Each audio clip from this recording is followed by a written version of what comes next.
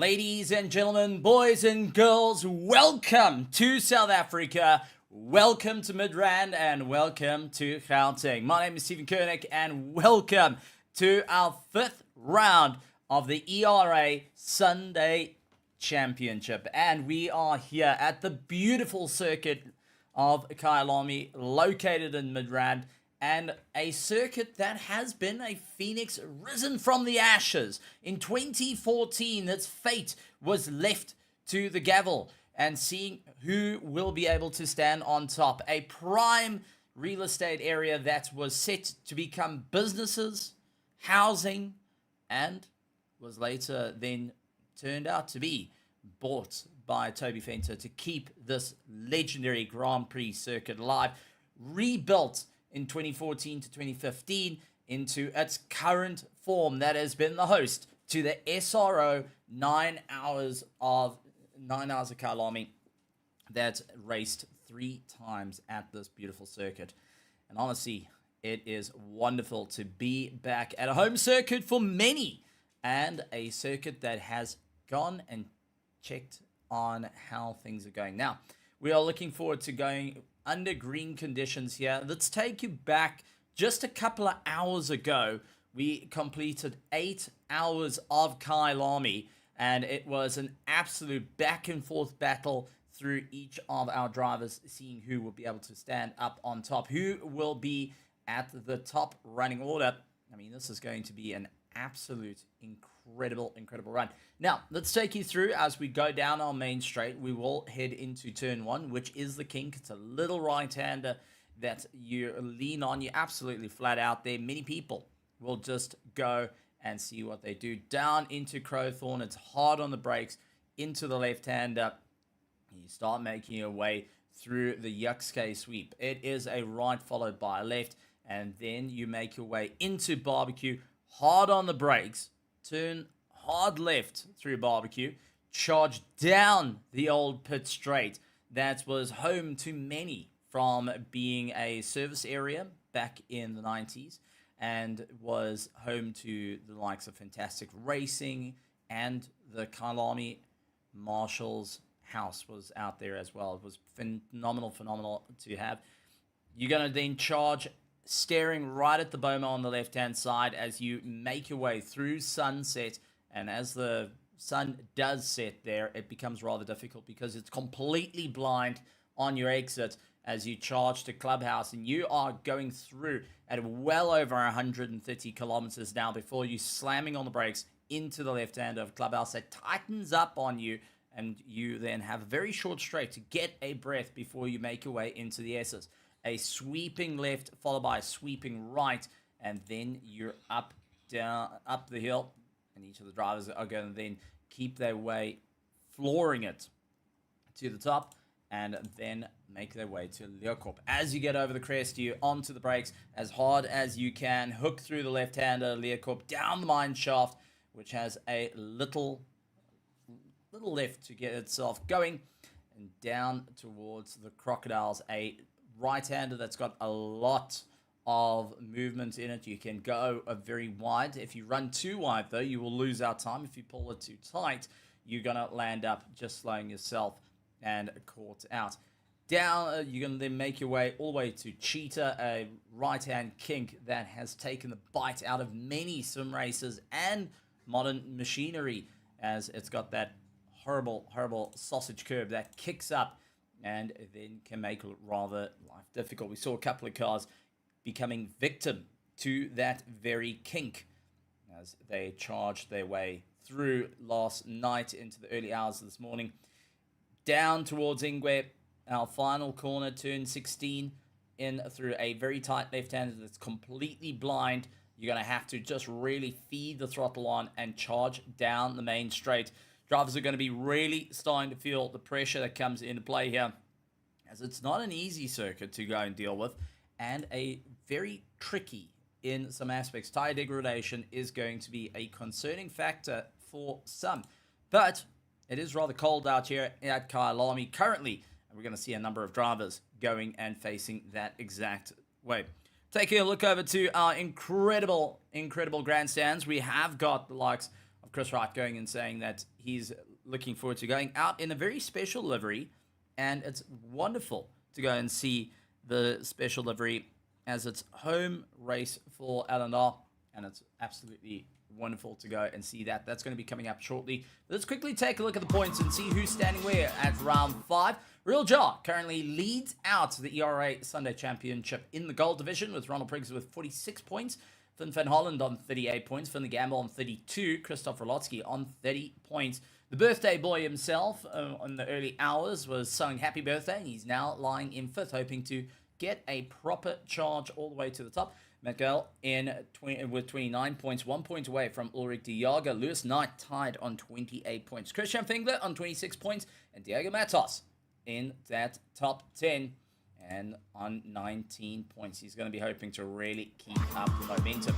Build it into our platinum. It's Ryan Gel, who has kept a solid effort. And keep an eye on Ryan Gel. Been located in the top 5 more than once this past couple of races.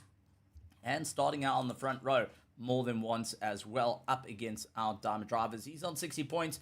David Roschke sitting on 44 points. Chris Wall currently sitting on 38 points. And Chris Wall also sporting that brand new livery we're going to be seeing out. It's a bit of a throwback to the early days of Kyalami. I'm really looking forward to seeing that. Isam Domingo sits on 34 points. Simon Cosset 10 points behind him on 24 points. Paul Scaveris on 22 points ahead of Daniel Mutsuma, the proper racing driver that came off racing a 8-hour, same as Simon Cosset, is going to be more than happy to have a run. But Daniel is tied in points with Martin Spritzer. Nico Lawrence sits on 18 points. And David Roth on 18 points. So very close in the Platinum division to seeing who is going to be reigning at the top of the order. Moving on to our Diamonds. And this is where the battle has been. A rather fierce one, as Christoph Peterson currently sits on 55 points. He's only 1 point ahead of his teammate due to the fastest lap time. And that is a single point that gets given to you. So it's always key to go and get that one good lap. Ernest Lindberg's coming off a bittersweet run, the same as the likes of Christoph in the 8-hour where they landed up slammed against the wall due to the kink, surprisingly enough, throwing their Ferrari 488 into the wall. They've now switched it back out into their normal Honda NSX, or for those in America, it was our Acura NSX. Carl Heinz sits on 42 points, along with Mahaif Musa on 38 points. Stephen Milano James sits on 32 points. Sean Skitter on 22. Darius sits on 16. Andre Sorodio on 10.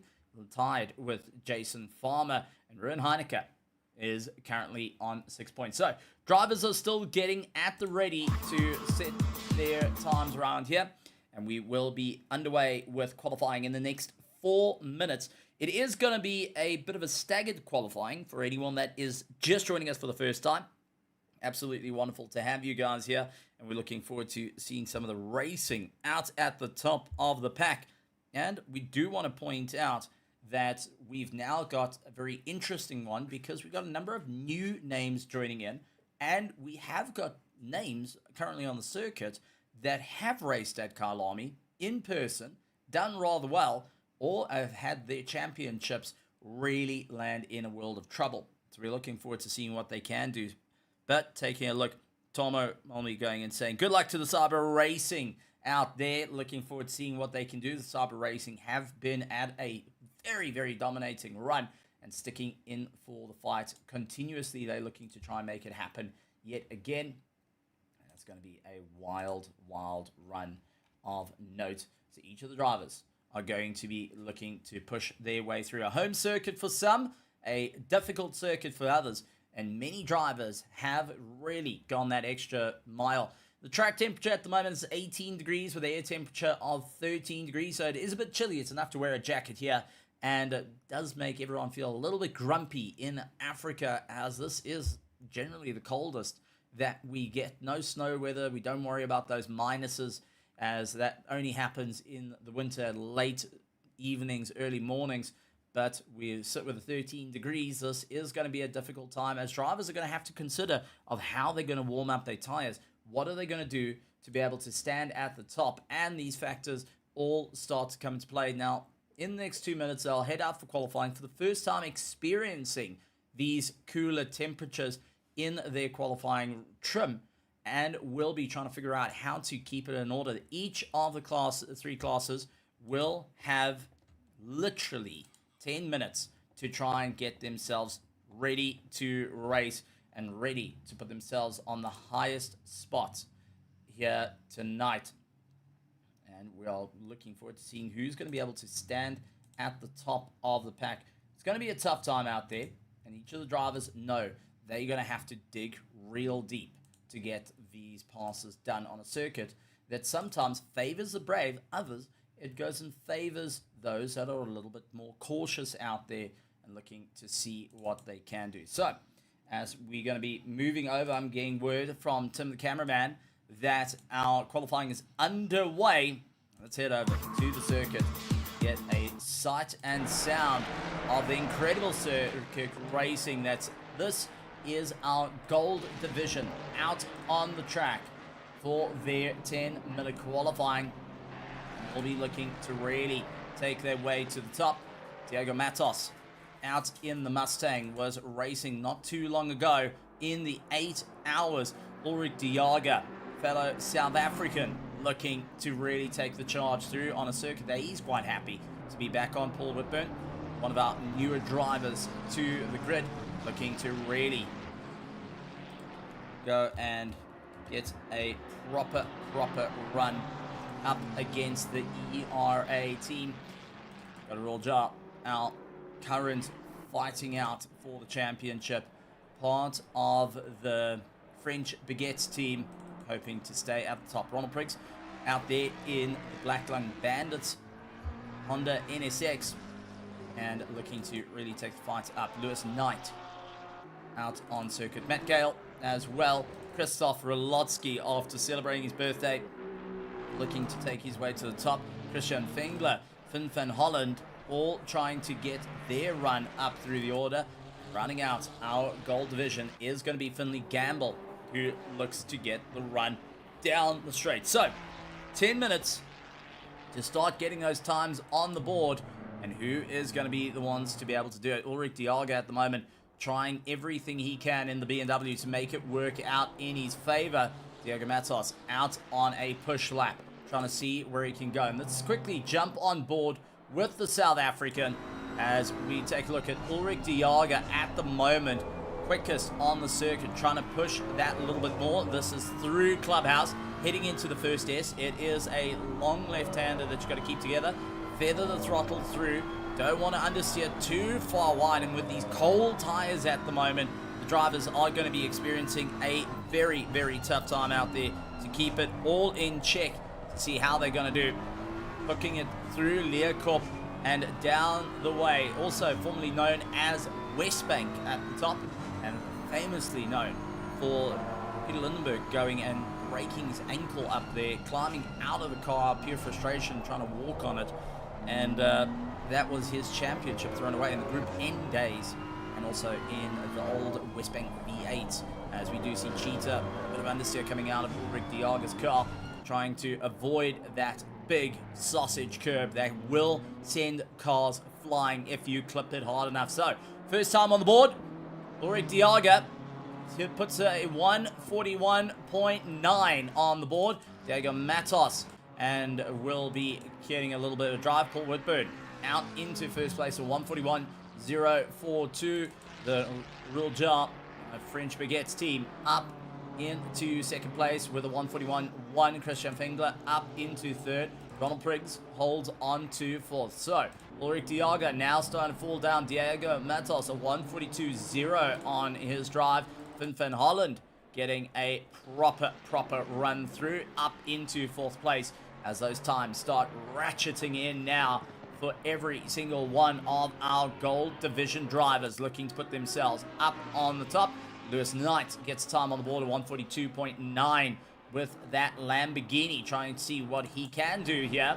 And Mecca out in the Nissan GTR did a 154.4, but hasn't been able to set a valid lap time. So Finley Gamble at that same problem, trying to see what they can do.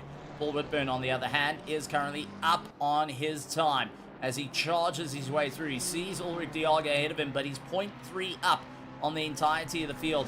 Last time out, Sector 1, Sector 2 was in the norm, but Sector 3 was the quickest. Paul hoping that he can make it work here right now in the McLaren. Charging his way through, hooking it through Cheetah, close over the curb, and that was a little bit too much. And Cheetah saying, no thank you, buddy. You're straight out of this one. Real Jar going to be saying thank you. He clears on by and now makes his way through Ingwe. Christoph Rolotsky up into third, is now one of the quickest out there. Real Jar comes across the line at 1:41.5 that last time. Christoph Rolotsky currently the quickest out on circuit. Finn van Holland currently 0.3 up on his time as he tries to get a little bit more drive underneath him.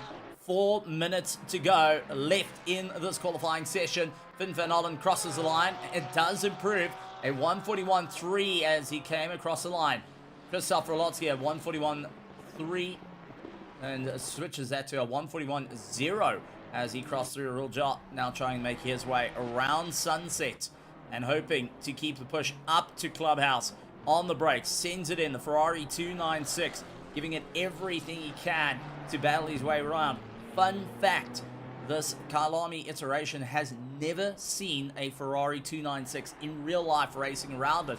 The last Ferrari that's been around there is actually a 488 before it was subsequently replaced by the 296 2 years later. And so it goes for the Aston Martin AMR, one of the very few cars that have actually seen its real life counterpart go around the circuit and push a little bit harder. Christian Fengler out there in the BMW, going and giving it everything he can. The only BMW of our GT3s that have gone around the circuit was actually the M6 that went and broke down within the first hour. And that was during the first SRO 9 hours of Kyalami. So let's see what the M4 is going to be able to do here as he puts his foot down. The track tool team getting a bit of a tank slapper on the way through, and it does lose out to a Real Jar who gets the fastest lap time. Christian Fengler goes up into second place, 1:40.6 set by Real Jar. Christian Fengler quite happy with his time. Ronald Priggs comes across in the Honda NSX, and this is a car that at one stage of the game was looking to win the 9 hours of Kyalami.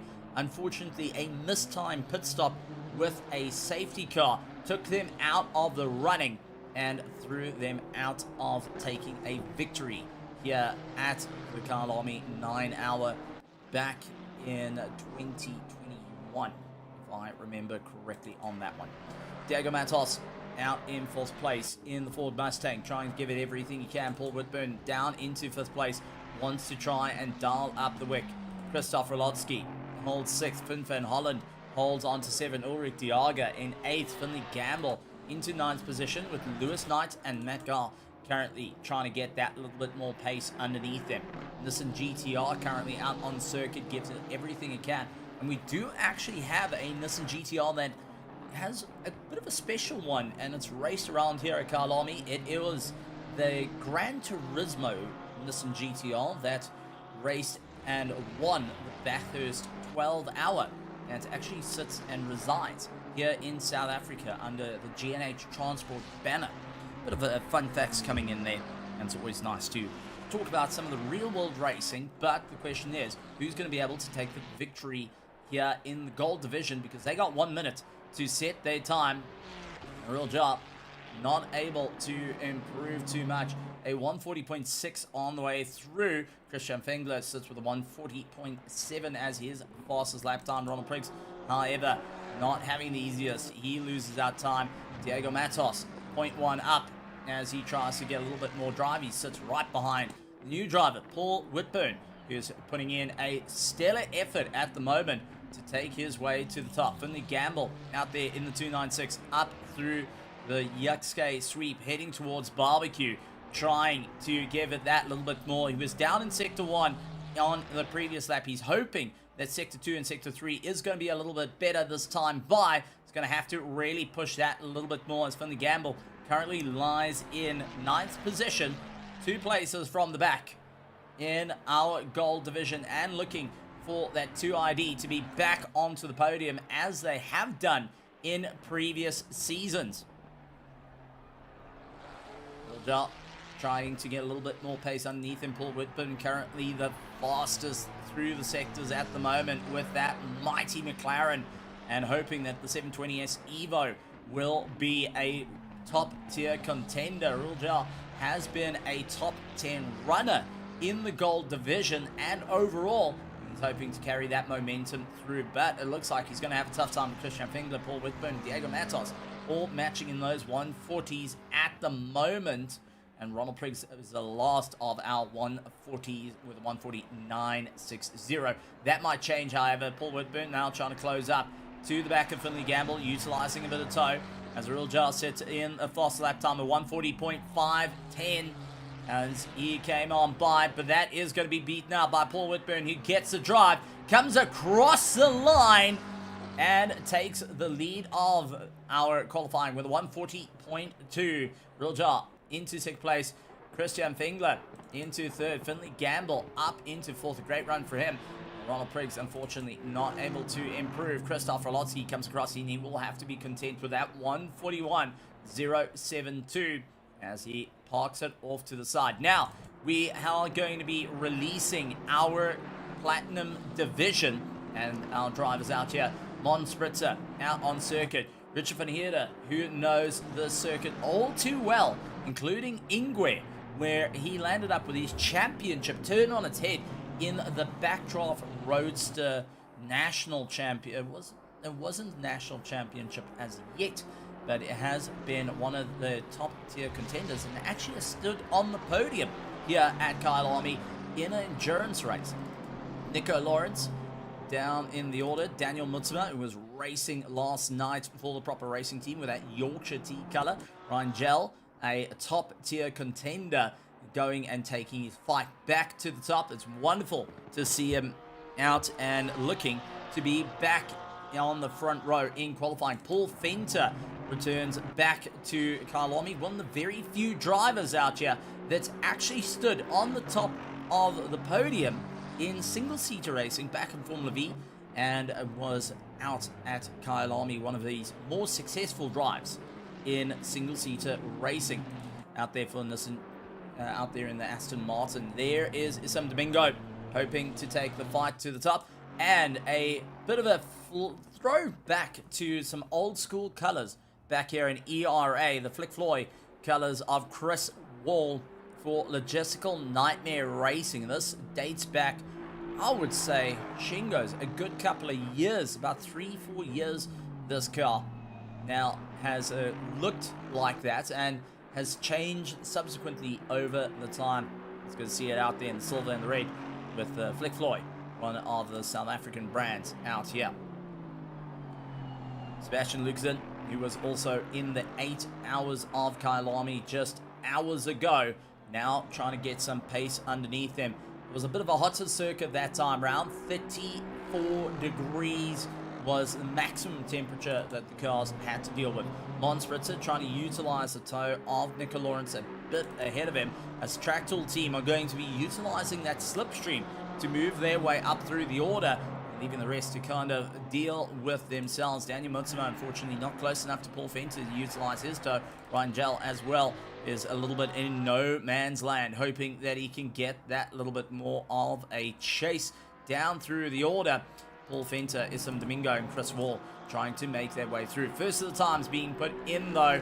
Issam Domingo puts himself up into 8th place. Paul Fenter goes up into 7th with a 141.0 as they trying to get that little bit more pace underneath him. Daniel Mutsuma up into 10th position, set to 141.2. There's some right behind him, Sebastian Luxen, after 8 hours of practice just hours ago and racing with the team of Team Nubs Racing, and had a great time out there. The full mental health matters here. He's up into 8th position. Ryan Gell on the 2nd row of the order, up in Sector 1, down in Sector 2, and personal best in Sector 3, needing to try and figure out what he can do.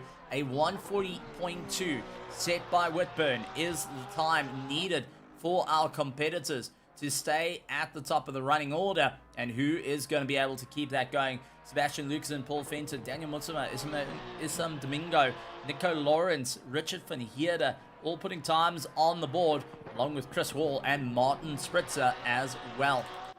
Chris Hall trying to navigate his way up through Yuxke into Barbecue. Beautiful exit on the way, but fighting that car to keep him all in check. Rich van Heerde out on the circuit.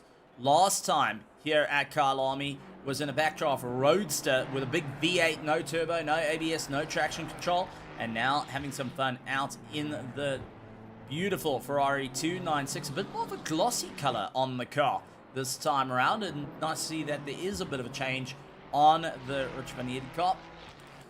Ryan Gell currently holds on to that second row. Paul Venter up into 5th place with an improvement on his time. A 140.8 this time through. Martin Spritzer hooks himself up into 3rd place, booting Ryan Gell a little bit further down. Ryan nearly a second up on his time. Comes out of the final corner. This is going to be a proper chase as he boots it across the line. A 139.6 on a very, very cold circuit. Puts himself up into 1st place and sets the bar.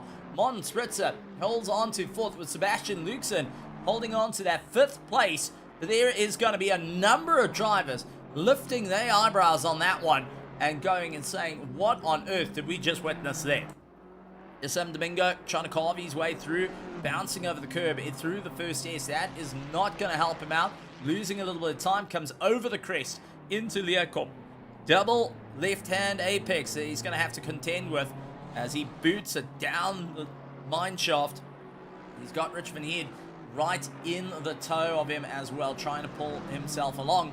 See if he can get a little bit closer. Daniel Mutsuma, Rich van Heerde, Nico Lawrence running into the 14, 15, and 16. So sitting out of that top 10 at the moment, but it is going to be a bit of a fight for those out in the circuit. Sebastian Luxen, 0.3 up on his time. Martin Spritzer also trying to be a little bit quicker with 0.2 up on his time. Sebastian hoping that he can really get that little bit of momentum to catch up to the Track Tool team. Daniel Mutsuma currently 0.3 up. Rich van Heerde currently 0.2 up.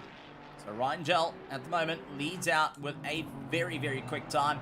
And it's going to be Martin Spritzer and Sebastian Luxen to try and get their times on the board. That's a 141.0 for Martin Spritzer. No improvement there. Sebastian up into 3rd with 140.5 and managing to get onto that 2nd row. Paul Venter, Chris Wall trying to find their little bit of pace in the Aston Martins currently and just not getting it all hooked in right now. Nico Lawrence, who's trying to keep his foot on the gas. He sees Martin Spritzer's up into 5th, and there goes Martin Spritzer going out a little bit wide, throwing the car out, and that rear stepping out underneath him, unfortunately, is going to be taking him out of the qualifying. And I don't think there's going to be enough time for him to get back out on circuit to complete another lap.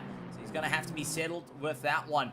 Ryan Gell not able to improve on his last lap. A 145.4 last time out, but a 139.6 hold station at the top of the order. Sebastian Luxen, no improvement on time at the moment. Paul Venter, 0.1 up on his best. Daniel Mutsuma coming up to the crest as he aims for the tree on the right-hand side, goes on the brakes, hooks it in through Leocorp, taking a much tighter line, and something he's picked up from last night to see how it's going to work out for him. It's always an interesting time to see different lines being utilized, trying to generate heat into the tires as well as keep themselves at the top. Daniel in 11th position, just out of that top 10, trying to get that little bit more pace to Isam Domingo, who is lurking right behind him at the moment on circuit. Daniel runs out a bit wide, hooks the dirt on the brakes, in through the left hander of Ingwe, back onto the throttle, 0.3 up on his time, goes across the line. This is a big improvement for him. He's up into 6th position and going to be more than happy on that one. Ryan Gell with a 139, but as our driver's being informed that it is done and dusted for our Platinum division in the next 40 seconds. They're going to be aiming to get out our Diamond division. Isam Domingo looking to have a good run for the Project Vapor team. He has been on some solid charges of late, and He's hoping that he can carry that momentum through all the way out from South Africa, back at the home circuit of Kyalami, going down through the gears, hoping to push a little bit harder now. Currently 0.2 up on his time, and we'll be seeing if he can get that little bit more of a chase through Clubhouse. He sees Daniel Mutsman parked off the circuit. This is going to be his last flying lap. Can Isam Domingo get himself into the top 10 before our Diamond Division gets out onto the circuit? Isam Domingo up through Leocorp, in through the left-hander. First of the apexes, go wide, bring it back of the second apex. 0.2 of a second. Boots his way down the mine shaft, giving it everything he can through the kink of the mine shaft, in towards Crocodiles, out wide. Wait for the 50-meter board on the left-hand side. Hard on the brakes. Bring yourself down to second gear. Stand on the throttle on the way through. Formerly known as the Bowl, into Cheetah. Hooks his way in towards Ingwe. 0.3 up. This is going to be a good time for him to possibly get in the top 10 and knock out Chris Wall and Finley Gamble. He's going to have to really give it everything he's got. And it is going to be Isam Domingo across the line in 8th position on his stellar run through. Now, it is time for our diamonds to hit the circuit. Mahayath Musa from Project Vapor out on the track with a very unique color scheme coming out for them. Matt Whitburn looking to go and have a bit of fun. And a teammate and family member to Paul Whitburn will be looking to charge their way through. Andre Serradio from Project Vapor rejoining the team, and in the old colors of Project Vapor, Christoph Peterson out there, our reigning champion, multiple champion, 7 to 8 championships underneath his belt at the moment. And Christoph Peterson looking to try and make it another one here tonight. Karl-Heinz out on circuit after racing in the 8 hours of Kyalami in a Mustang. He's hoping to utilize everything he's learned at the moment. Ben Hicks back to the circuit. It's been a while since we've seen this car. Ben Hicks, a ERA highway patrol, and was a driver that took the fight to our champion Christoph Peterson, losing out season 15 by a single point due to the fastest lap time. It's good to see him back out and having a bit of fun here for round 5 of our championship. Stephen Milano James will look to give it everything he's got out on circuit. And rounding out the pack, Ernest Limburgs, who I think has got the biggest bit between his teeth right now. A driver that has got so much to prove after the 8 hours of Kyalami.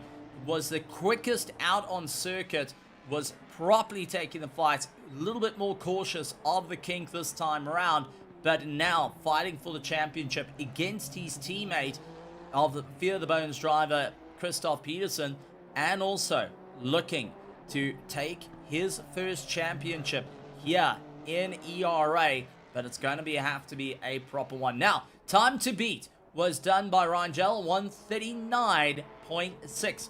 Can they do it? So, as each of the drivers now trying to put the hammer down, and at the moment, Ernest Limburg's, just going out a little bit wide there, compromising his line, trying to give it everything he's got. This is Mahayath Musa from Project Vapor, trying to give it a little bit more of a dash through the order as he makes his way through Crocodile, heading towards Cheetah. Is he going to get close to Cheetah? He misses it by a country mile, and that is going to take up some time, but he is going to try and put a time on the board as a banker lap. And Mahayath Musa, the first car to cross the line, where is he going to end as he gets across? He jumps himself up into 5th place. Matt Winburn up into 3rd for the Porsche and is right behind Paul Whitburn at the moment, who is currently in the gold division. Mahayath Musa waits to get that little bit more of a chase. Christoph Peterson up into 2nd place with a 139.7. And Karl-Heinz up into 5th as he stands, looking to figure out what is going to be the big chase here. Stephen Milano James down in 14th position will be keeping an eye. Sorry, he's gone down into 15th as Ernest Limburgs fires back up into 3rd place. So, leaving the Whitburns 4th and 5th at the moment to contend with one another. It's the Fear the Bones drivers holding 2nd and 3rd Ryan still holding that top running order. Matt Whitburn out currently 0.5 of a second up on his personal best. Mahiath Musa 0.2 up. Stephen Malona James 0.1 up. As they continue on the drive, it's trying to figure out what is going to be the chase for the running order, hoping to get ahead of family member Paul Whitburn. Ooh, not quite how you want to take Cheetah, but has got a lot of pace underneath him through Ingwe. Is this going to be a good one? Slides the rear out of the Porsche and boots it across the line from 5th into 1st. A 139.6 for Matt Whitburn, and has shown the proper pace. 0.055 for Ryan Gell right behind. Will it be a fireback from Christoph Peterson and Ernest Limburgs at the moment, who are looking to move their way up in the order? Mahiath Musa up into 5th place, and Stephen Milano James getting up into 7th. It is going to be Ben Hicks firing back into 4th, breaking the Fear the Bones drivers split at the moment, and looking to see if it can keep it going through. Up in Sector 1 on that last lap was the Fear the Bones driver Ernest Limburgs as he opens up the corner. Wasn't happy on that last lap. Now just trying to give himself a little bit more room to play with this time round, and giving it everything he can to push that little bit more up in the order. So straight lined it a bit more, hoping to get a bit of pace underneath him, see if he can close up to the top. But a 139.617 set by Matt Whitburn will be holding on that front row only just at the moment. Andre Sorodio down in 26th position, currently a 141 set by him. Simon Kusa, David Young, and Nick Neville, who unfortunately haven't been able to put a time on the board. They will just be keeping a close eye on the racing and seeing how they're going to be able to move their way up. But Andre Sorodia, 0.6 up on his personal best. Project Vapor team have shown some great pace here at Kyalami in the past, and actually have raced in the Kyalami 9-hour virtual that they've done rather well, along with the Alan R team. Matt Winburn putting in fast lap yet again, a 139.4 on that last lap, and continuing to stretch open the lead a little bit more every step of the way. And what a drive from all of them. Andre Sorodia up into 18th position, with Matt Whitburn still putting in a consistent drive as it stands. Christoph Peterson, 0.1 up on his personal best. He will be coming across the line. Is it enough to boot him into second place? Yes, it is. A 139.5.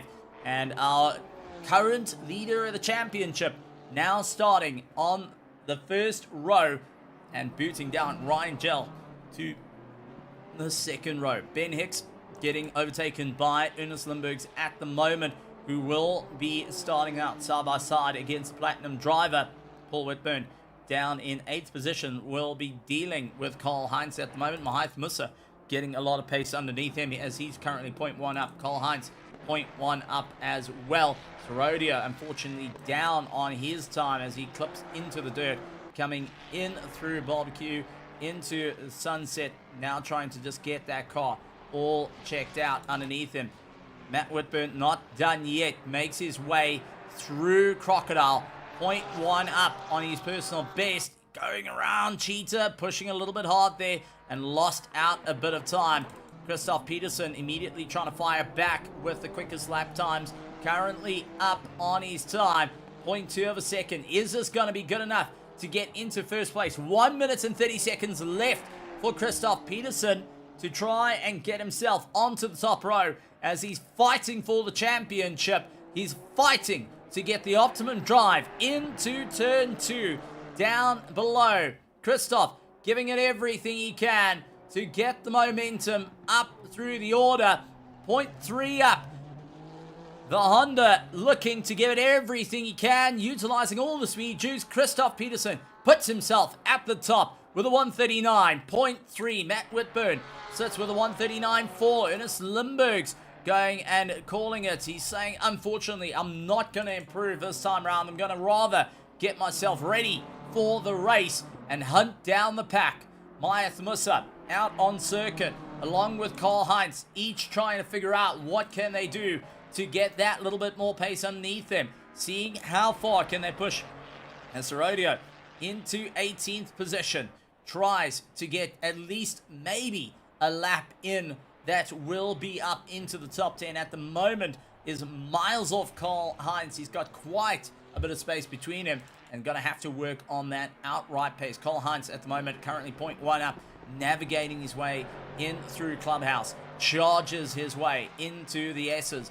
Can the Ford Mustang get the momentum to work out in his favor here? In through the first S, out of the first S into the second, up through the kink, going over the crest. Keep an eye on the second tree as he charged in for the right.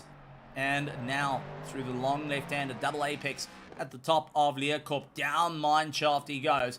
Absolutely flooring it, seeing if he can make it work out. 0.3 up. If he can carry this pace, he will be moving quite far up, possibly into the top 5 to take on Ben Hicks. Mines Musa, no improvement, will lie in 6th position at the moment. Karl-Heinz getting nice and close to Cheetah. 0.3 up. 1 corner to go. Can he keep it all together? Through Ingwe. Starting to put on the power as late as possible. 0.4 up and crosses the line with a 139.9 up into the top 5. Pushes Ben Hicks down. Says, no thank you, buddy. You're not going to be able to get ahead of me. Andre Sorodio going to be the final car to cross the line. Unfortunately, not up on his time, and will have to wait for the race to take the impact into the top 10. So, as drivers get themselves ready to go, it's going to be a tough race indeed.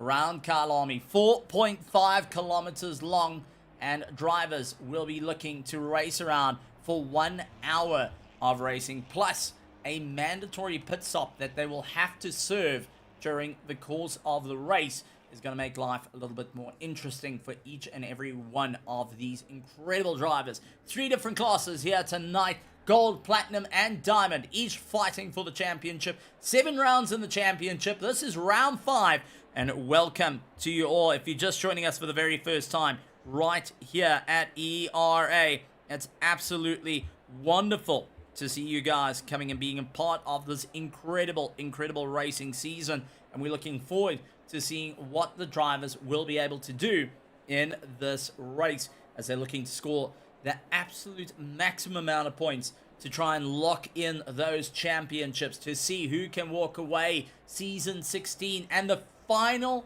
champion of our 2025 season, as on the 13th of December will be our final race of ERA for 2025 in our championships, and it's going to be wonderful to see the guys racing around 6 hours of spot. But right now, round 5, 1 hour of racing at Kyalami is going to set the stage to who is going to move forward.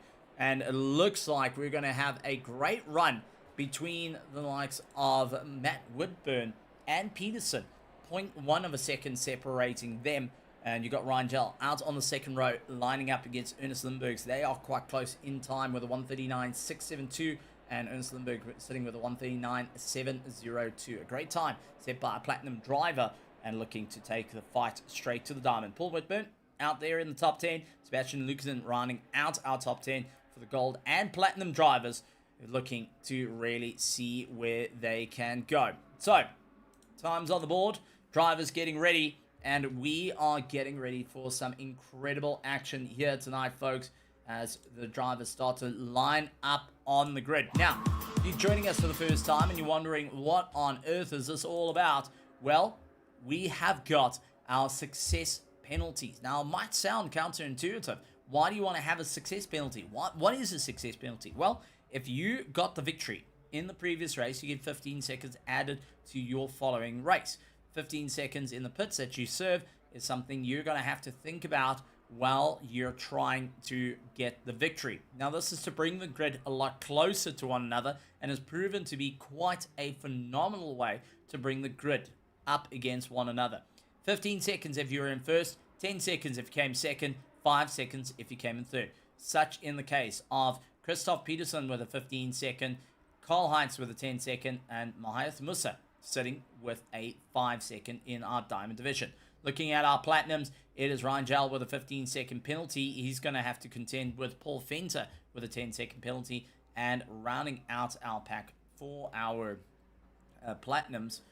And they'll be way further down the order, I would presume. And it doesn't look like our 5-second penalty.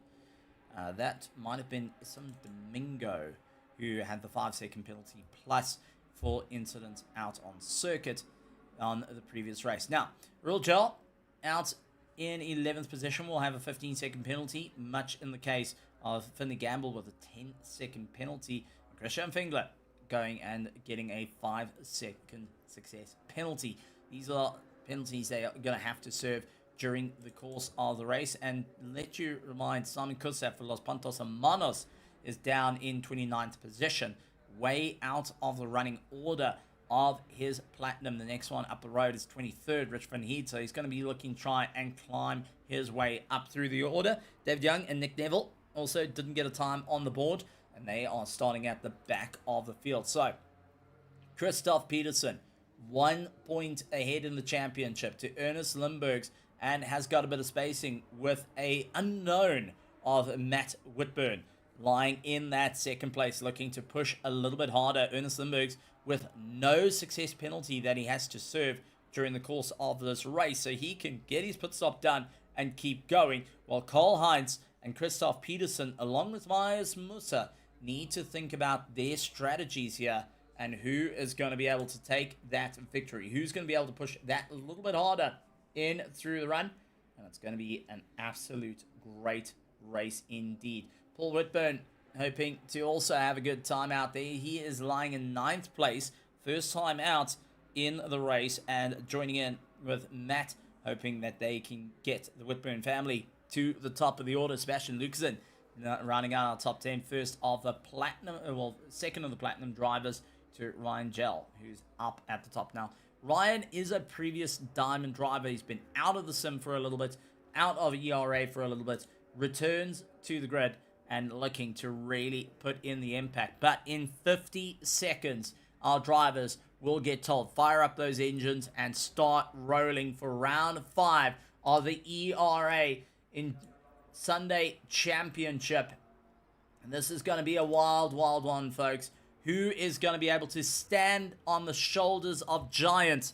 A circuit that has made champions, it has broken champions, it has been a circuit that at one stage of its life hosted Formula 1 races and the legendary 9 Hours of Kyalami, but it's also been a problem and has also fallen down. A circuit that at one stage of the game, many concerned that it would fall away to time, that it would just be dug up and turned into a bit of a real estate area here in Kyalami, or a business park, but was a phoenix risen from the ashes in 2014 as it went under the gavel in a auction and was sold for a record-breaking, I think it was about 3.5 million rand.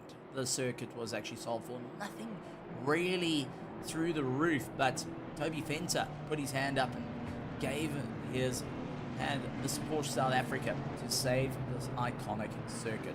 That being said, get ready to go and drivers make their way through. Let's take a look at our ERA Sunday Championship round 5 grid lineup here tonight. It is going to be Christoph Peterson out in first place, Matt Whitburn in second place, Ryan Gell up into third, along with Ernest Limburg, Karl Heinz, Ben Hicks in sixth, Myers Musa, Stephen Milano James, Paul Whitburn, and Sebastian Luxen round out our top 10. Real Jar out from the French, hoping to get the run into the top 10.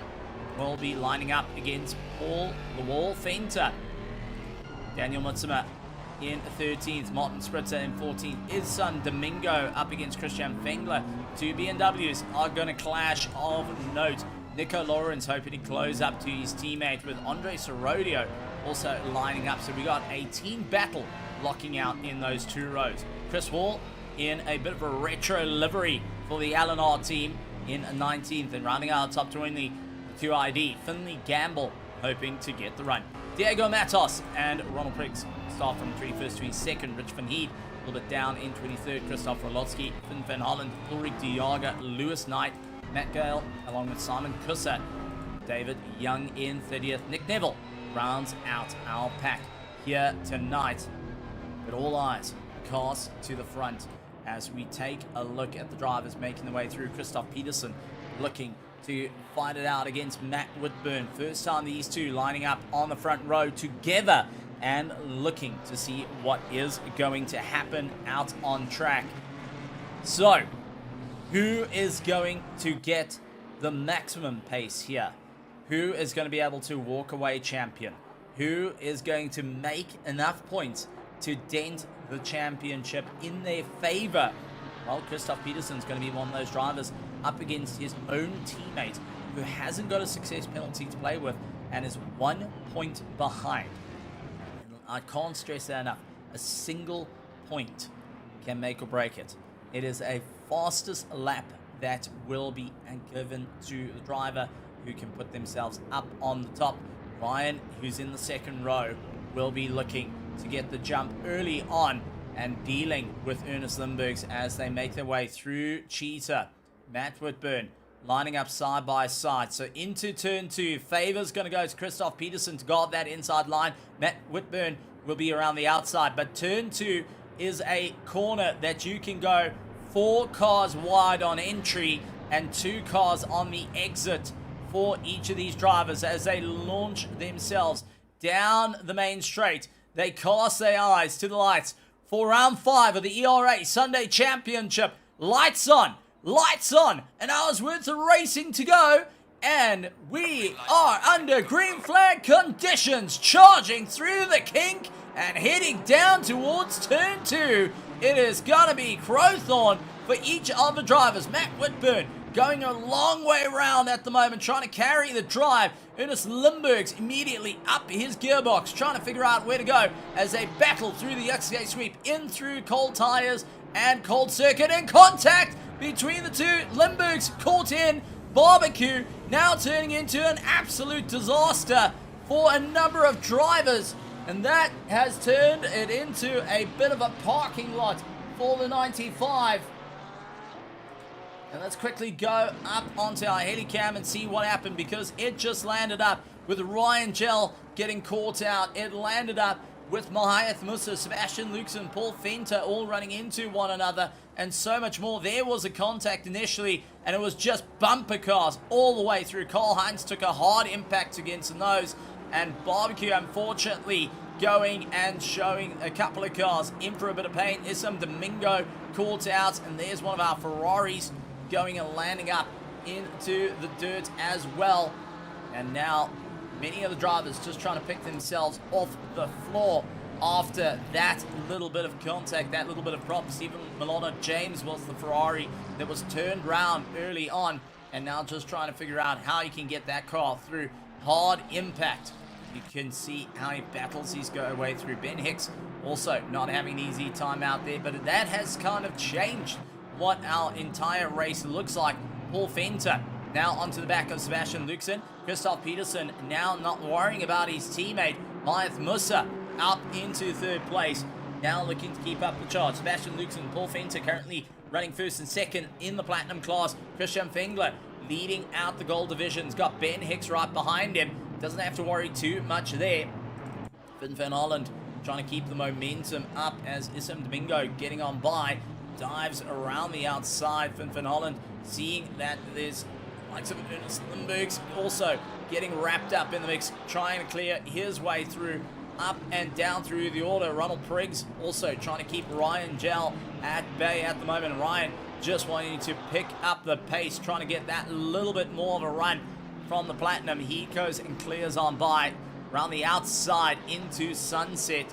Ronald Priggs now looks to his mirrors as he gets a tank slapper. Nick Neville says hello, goodbye, come through. Lewis Knight trying to get on past. Carl Heinz into the pits, trying to get his car sorted out after that massive damage to the front end. Unfortunately, we have got one retirement coming in as well, and that was our little silver Ferrari that took an absolute beating when coming around the corner, and it was our first car of a retiree. Unfortunately, Ben Hicks now trying to get a little bit more momentum underneath him. Right about Christian Fengler, the R8 Highway Patrol car Now seeing the track tool team up ahead, not wanting to get too involved in that fight right now, but wanting to try and clear past Christian Fengler as quick as he can. Paul Fenter losing a little bit of drive.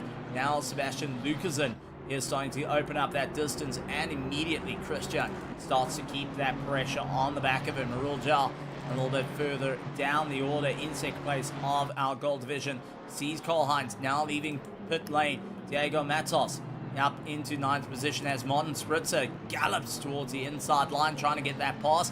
Unfortunately, couldn't quite get it all hooked in.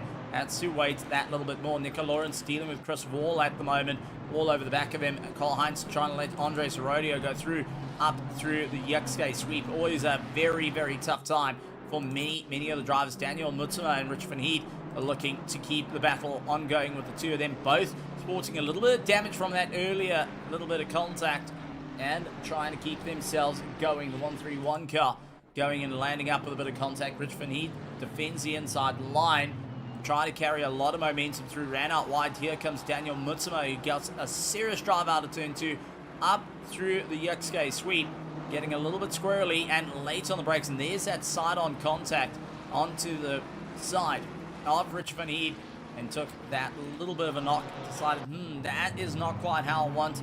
I'm going to try and dial things in at the moment. Simon Cussat out in the Bentley, pushed out wide, trying to get past Matt Garl. And here, Ernest Limburg's immediately trying to tuck back into the fray, trying to claw his way back up through the order after that little bit of contact that he had at the top. And unfortunately, sparked the entire concertina effect, landing up with a bit of a problem. And now Limburg's trying to slow that car down, having a tough time out there, has the likes of Ulrich Diaga, Finley Gamble, Isam Domingo all coming on by. Ryan Gell trying to see if he can go around the outside through Ingwe. Not going to be an easy one to try and get that Porsche lined up. We'll have to wait that a little bit more. Ryan Gell now needing to try and give it a little bit more of a charge. At the moment, Karl Heinz is the only driver that has completed his pit stop, but also trying to see if he can get that little bit of momentum through the order. And Simon Cussat trying to get past Macal as they were fighting it out up through the Yuxke sweep, and that immediately stops Ernest Lindberg from trying to get on by. Matt trying to go back underneath likes of Simon Cussat. They're in different classes at the moment, but these two have been really pushing for a good charge. Lindberg's looking towards the inside of Matt, trying to see if he can clear on by. Not an easy one out there. Ulrich Diaga getting forced out wide by Issam Domingo. The two South Africans now having a fight of note. Lindberg's trying to go around the outside of Matt at the moment. He's able to get the drive. Can he get it through the S's? It's going to be side by side. He's got the inside line. He gets that pass done. Issam Domingo forced out wide, losing a lot of drive up the hill. That's going to love Ryan Gell to try and come back at him. He bounces off a curb. Little bit of an argy-bargy between the two. Ryan trying to get back into the fight for the platinum and trying to clear Issam Domingo at the moment. The two of them really going and having a fight of note, charging down the mine shaft and right up against one another. So all the way through, fights breaking out. Nico Lawrence, Chris Wall and Andre Sorodio now in nose to tail. Track Tool team along with our Logistical Nightmare Racing and Project Vapor trying to figure out how they can get that little bit of a chase through. We are getting a bit of warnings from our 575 car landing up with a bit of contact, and this was Ulrich Diaga landing up with a bit of a moment. And who did he have a moment with? Coming down in towards the Crocodiles, late on the brakes, sees Matt gets tipped. Matt gets knocked by the 2ID team, and unfortunately a little bit of contact from Finn van Holland up against the back of Ulrich Diaga, and that is Chris Wall with a serious amount of damage to his nose as he's trying to pick up the pieces. What on earth happened to him? He was right onto the back of... That is one of the Track Tool team.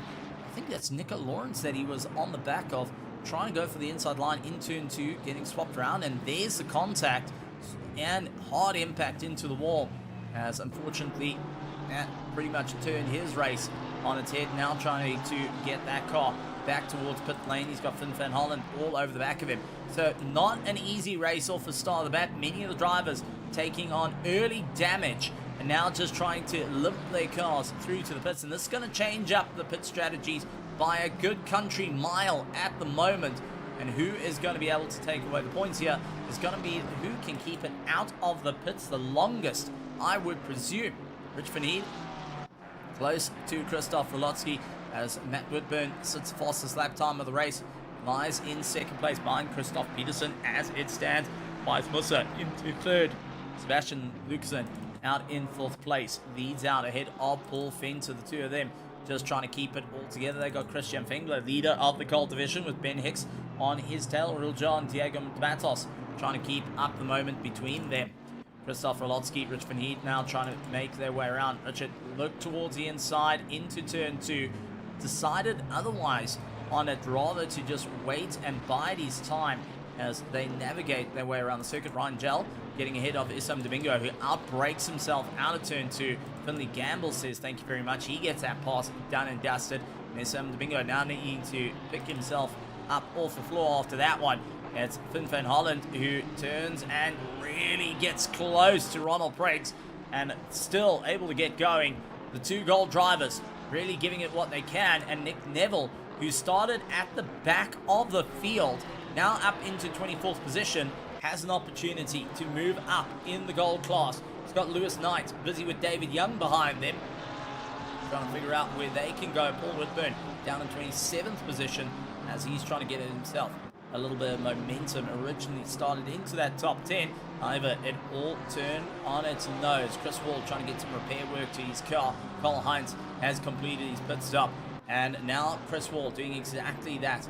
Unplanned pit stops, changing the race and developing what is going to be an epic battle up and down. Christoph Peterson sets 139.5 on his last lap, hoping for it to work out. Ben Hicks leans on Christian Fengler, trying to get on by. Christian, this is not going to happen, buddy. Ben, you're going to have to work a little bit harder there as they close nose to tail. Ingwe was not overtaking zone. Maybe into turn 2. Christian holds the racing line, sweeps across. Ben early on the brakes into turn 2, trying to figure out how he can clear on by. Real Jar currently needs to get past Ben Hicks to be able to go on the attack to Christian Fengler. That's not going to be an easy run, as they have to think a little bit outside the box at the moment. Finley Gamble defends against Issam Domingo, and a little bit of rear end contact there. And Finley Gamble is able to get the drive as Domingo lifted off the gas, saying, oh, that was my bad, buddy. I'm going to rather just try and see it through. Chris Wall, Cole Heights are able to rejoin on their race a little bit down the order. Ronald Briggs up against Finn van Holland, and David Young against Lewis Knight as the pace starting to settle down. Drivers trying to pick up that little bit more room as they come through. David Young out there in the 315. Ferrari, the 296, has got Paul Whitburn onto the back of him in the McLaren, trying to close up and make his way around the circuit through Clubhouse in towards the S's. Drivers trying to see where exactly can they get the passes, where exactly can they get that little bit of momentum. Remember, success penalties to those that are out and taken the victory in the previous round. They're going to have to think about that when planning their pit stops. 15 seconds, 10 seconds, and 5 seconds respectively for first, second, and third. It's going to be one to keep a very close eye out as we get down to 48 minutes. Christoph Peterson managing to open up the gap to Matt Whitburn at the moment. They've been trading bobs of who is the quickest. Last lap time was Christoph Peterson's 139.567, and that's just off his quickest lap time of a 139.557. Matt Whitburn last lap was a 139.927, miles off his original 139.7 that he set. Maeth Musa holding third place at the moment, just keeping consistent in the 140s at the moment and wanting to just battle his way through. He's fighting out for the championship here. There's no need to go and put huge stress on just as yet.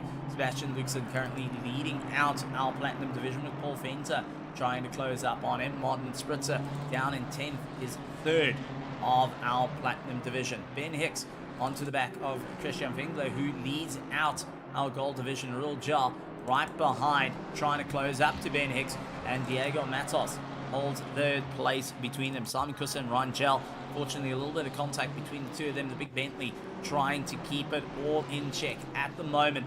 Ryan Gell, unfortunately, not having the easiest of battles on the way through after being on the second row, now down into 18th position as he tries to carve his way back up through the order, seeing if he can get that little bit of momentum. He does spot the likes of Ernest Limburgs further up the road, who he wants to be a little bit closer to.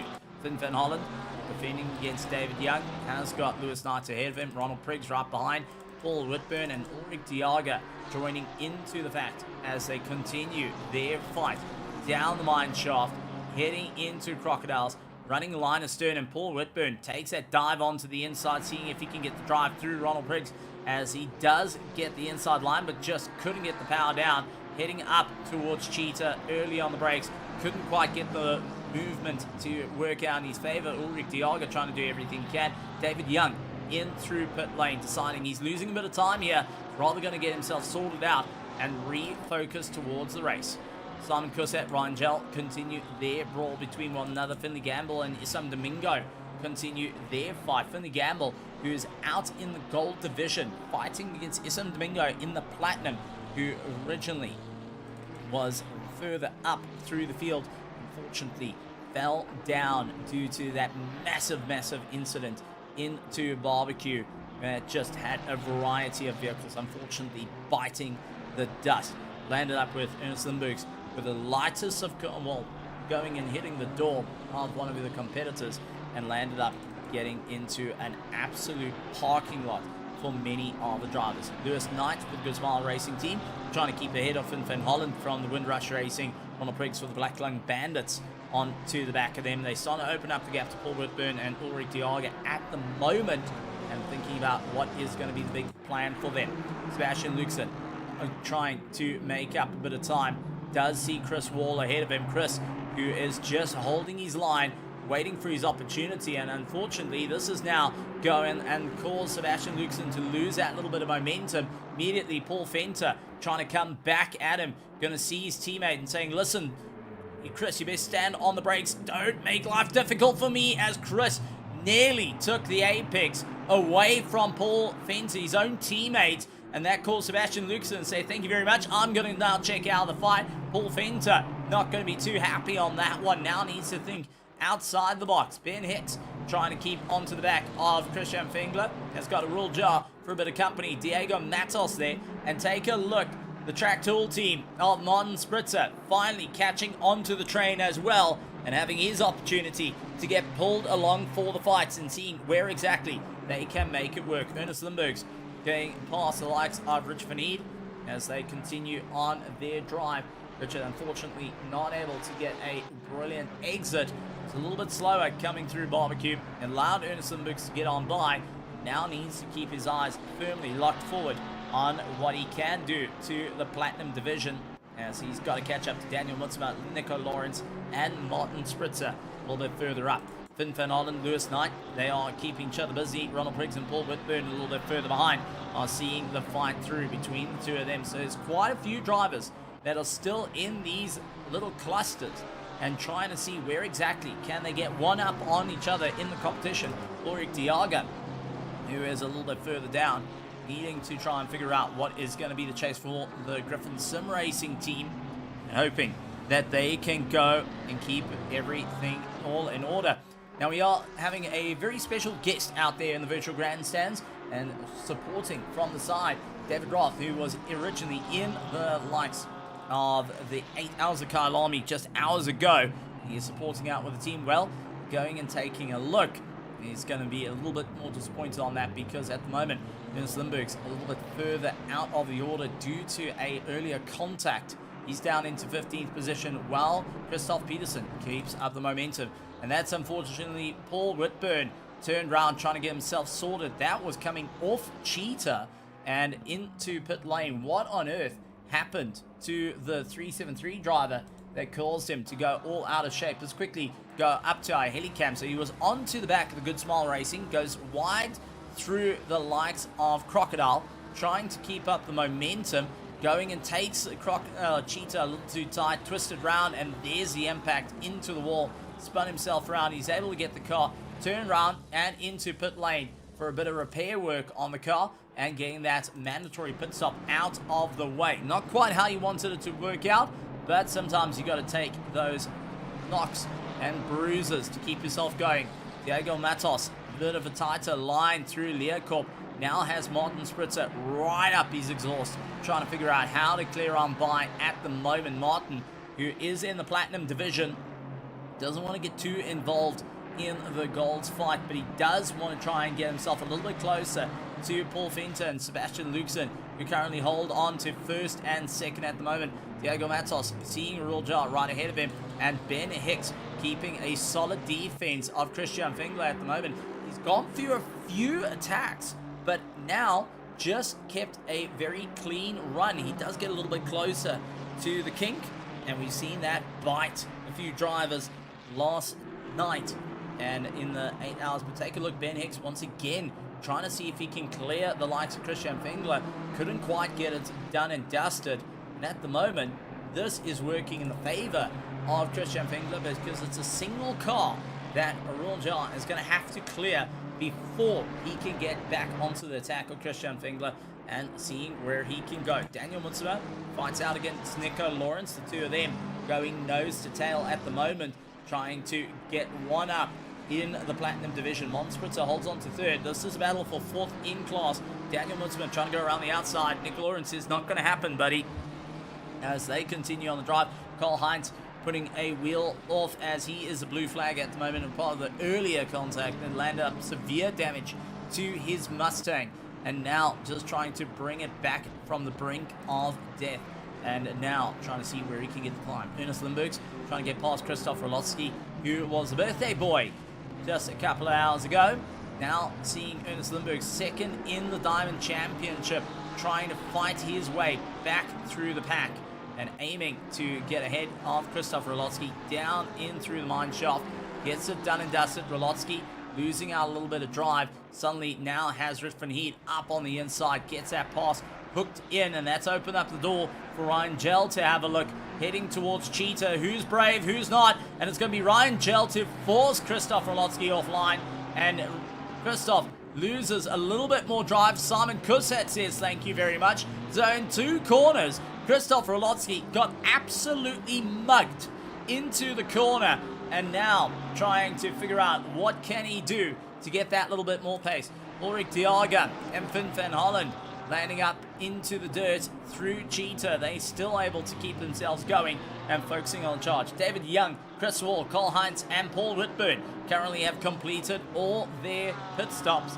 Now racing to the end. Unfortunately, one retirement early on in the race has now gone down from 31 starters to 30 runners at the moment. Ronald Priggs all over the back of Lewis Knight as drivers trying to find their footing at the moment. See what's going to be the big run. And a real job with a snap oversteer in through the first S. And that has gone and cost him to Diego Matos and Martin Spritzer. And here comes the likes of Andre Sorodio to try and see if he can get a pass done and dusted as Arulja loses out yet another position, drops out that top 10. Sorodio says thank you very much, and now looks to continue his way through. So Arulja, unfortunately, down into third place, lost out to Diego Matos, and not an easy time. What on earth happened to the 296 driver heading into that first S? Let's go on board with him as he battles his way through, in through the first S. Turns in, third gear, all looking fine. Oh, took too much curb, and that was the snap. He was able to save it down into first gear, rejoins, and nearly getting caught out by Martin Spritzer, who was trying to go for the apex and didn't quite expect the Ferrari to check out the fight there. Ben Hicks, a launch up on the inside of Christian Fingler, as these two brawling out for overall position. And for Christian Fingler, there goes his safety net that was protecting him for the gold division race. And now Diego Matos sees him right in front and saying, right, here's my opportunity. Time to show what the Mustang can do with its straight line pace up against the BMW. Christian Fingler, who's been on a long fight early on, now under pressure as our gold division under attack. Diego Matos trying to see if he can get a little bit closer. Martin Spritzer, who's part of the Platinum division, third place, looking to try and back up his teammate a little bit more as they continue on. And this is going to force Diego into a little bit of a tough time. The Stunt Possum Racing Machine Now needs to, how can he clear Christian Fingler and deal with Martin Spritzer at the same time? That might be able to cost him a bit of time in this race. Doesn't have to worry about a real jar at the moment, but the last thing he wants to do is have that little bit of spacing that can compromise his time. Takes a dive onto the inside into Crocodiles.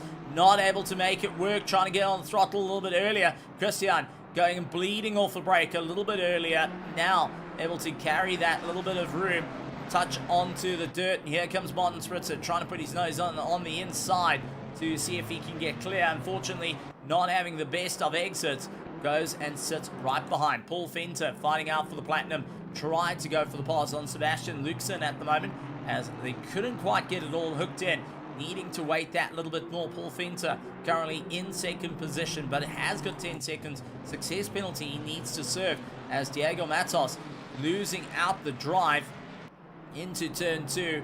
Martin Spritzer right behind him. Andre Sorodio getting involved in the fight as well. Sorodio running out a bit wide, and here comes Real Jar immediately back on the attack, trying to see if he can clear Sorodio round the outside. Sorodio's got the inside through Sunset, and it's going to be a tough fight for Aurel to get it all sorted out. He's going to still keep his foot in it into Clubhouse.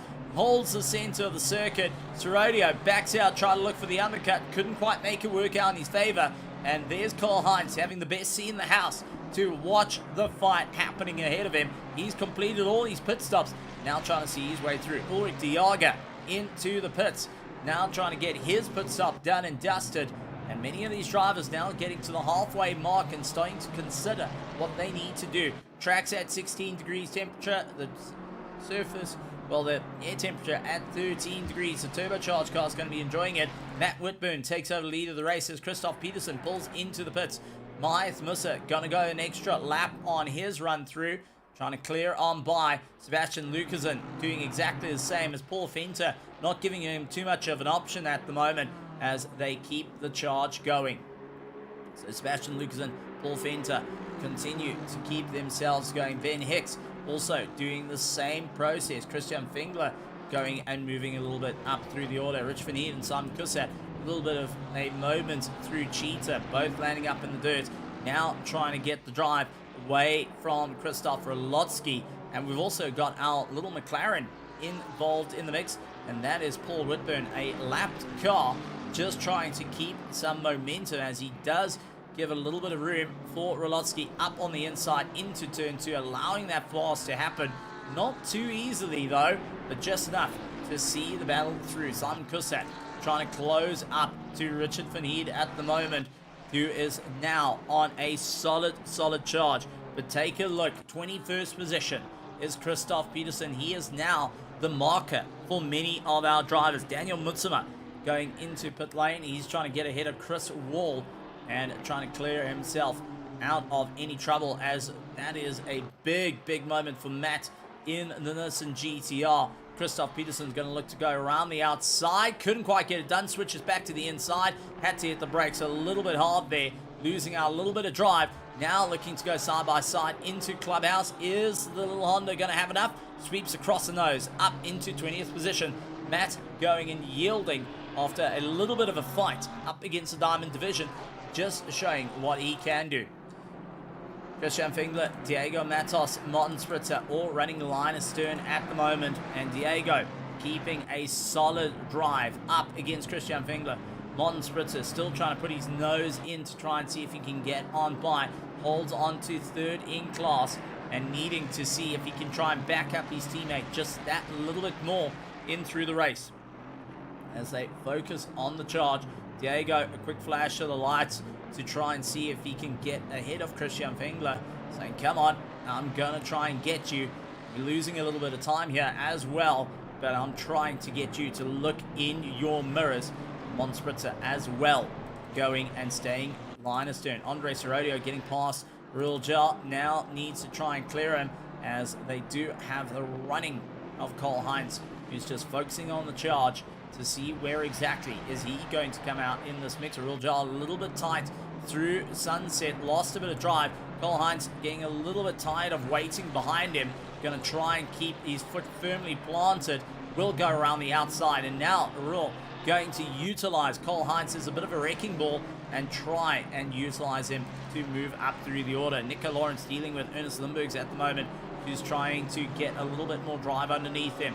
And for Peterson, he has finally got a little bit of room to Ernest Limburgs. He's done his pit stop, cleared it with some time to go, where Ernest Limburg's trying to pick himself off the bottom at the moment, looking to try and recover some time for the mistake that happened up in Barbecue into lap 1.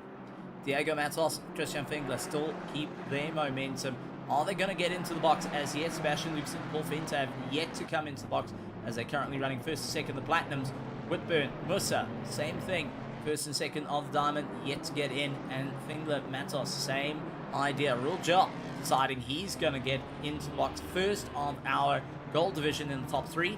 And there is Ernest Limburgs as well, diving into pit lane. He's going to have a little bit of repair work to do on the car as he now needs to figure out what is going to be the big game plan in the order to try and fight his way back. Ruljar, Finley Gamble continues his way through. Richard Heed is into the pits as well. So Ruljar, and that is going to be a big run. Christoph Peterson now up into 17th position, right behind Nick Neville in 16th, and will be now concentrating on what he can do to get that drive a little bit further up. Diego Matos and Christian Fengler once again still keeping each other rather busy at the moment as we jump on the rear wing of the BMW of Christian Fengler. You can see feeding the power on, and there's a big slide and a save from Diego, who got a very slow slide and was right onto that TC. A beautiful run. Generally, that is a slide that lands up with you just falling off the circuit, not able to bring it back.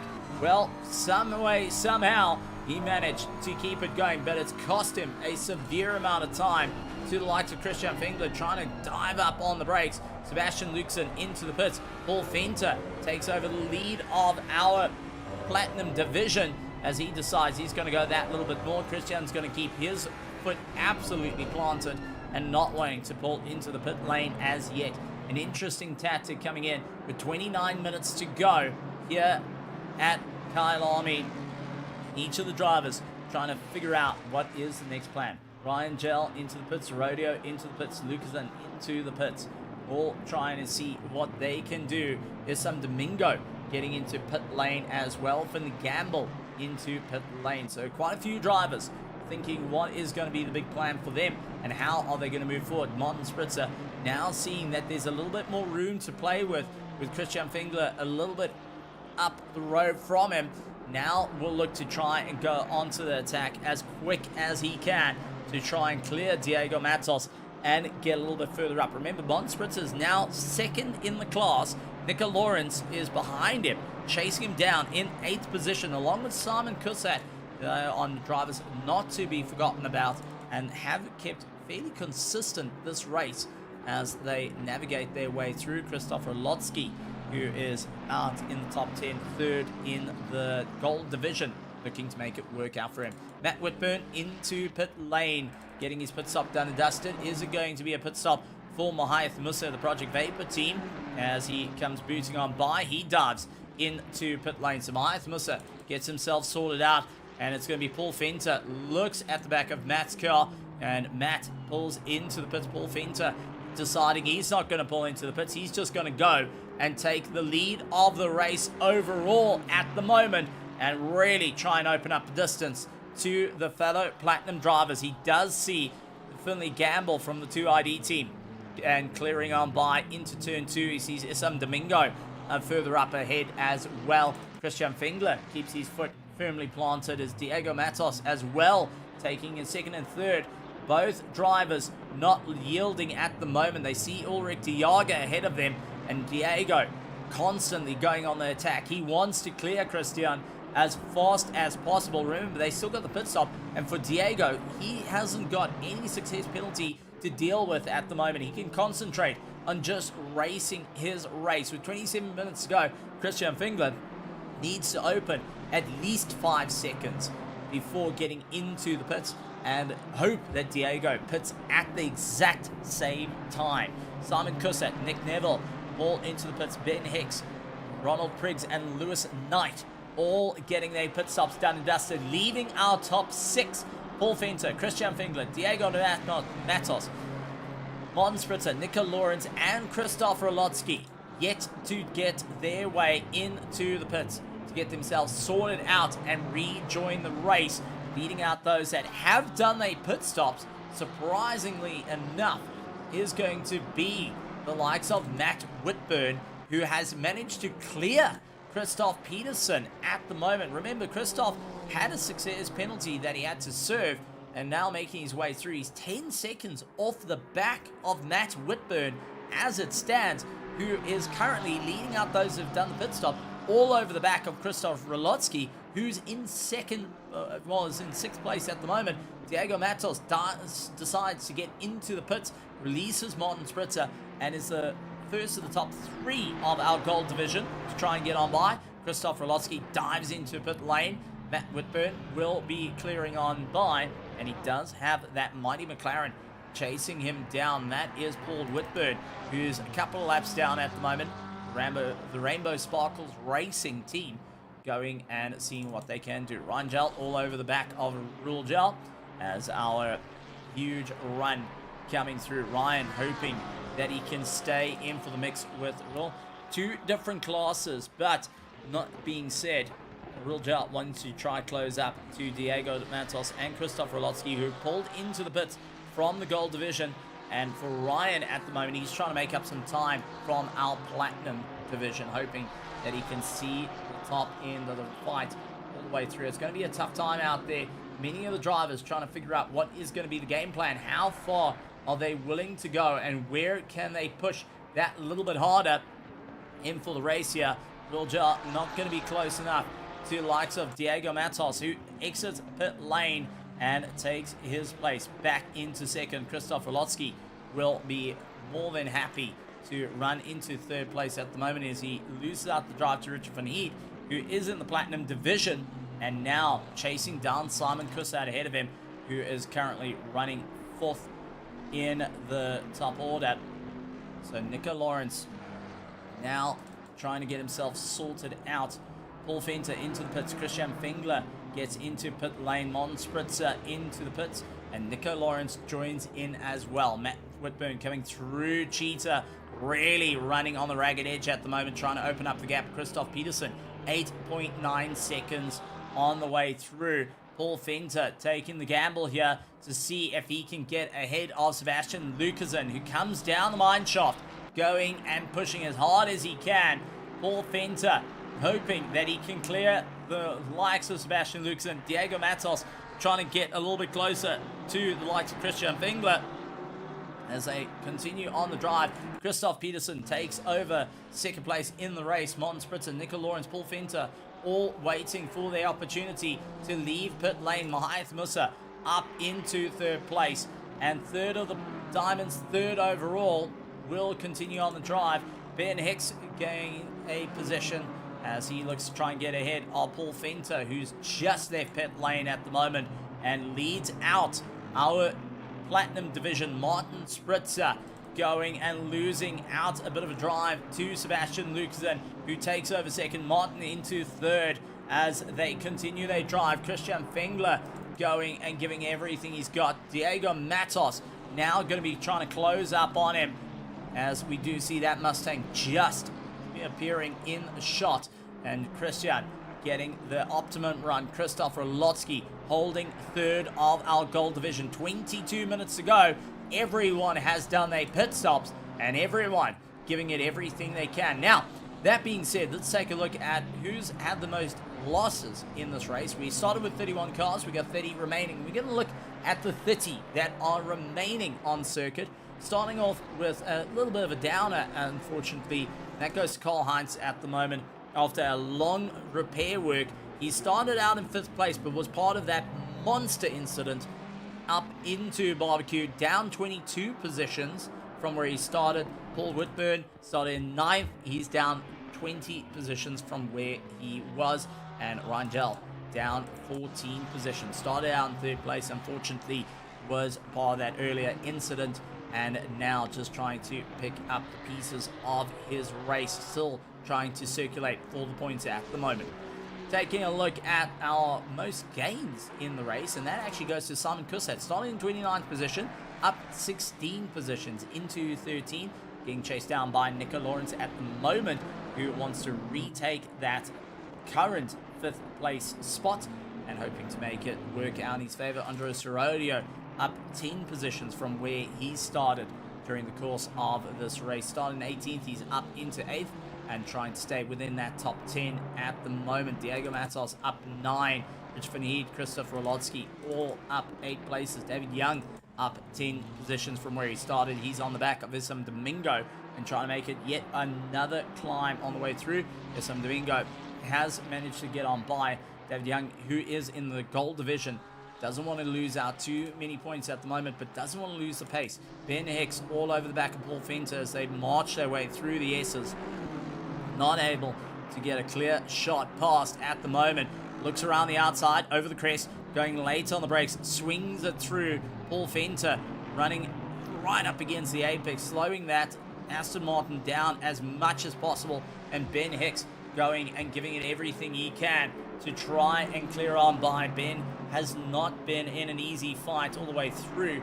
He's gone and fought it out against Christian Fingler for a long time in the gold division, now up against Paul Fenter in the platinum, who goes and loses out that little bit of drive in through Crocodiles. Ben Hicks lands up into the dirt coming through Cheetah, rejoins, and instantly that is Sebastian Luxen right up on the exhaust, trying to see where he can get that little bit of momentum to try and chase down Paul Fenter in first place. Martin Spritzer keeping a close eye on him. He currently runs in third place at the moment. Christian Fringler, Diego Matos, and Christoph Rolotsky hold on to the top 3 for the gold division.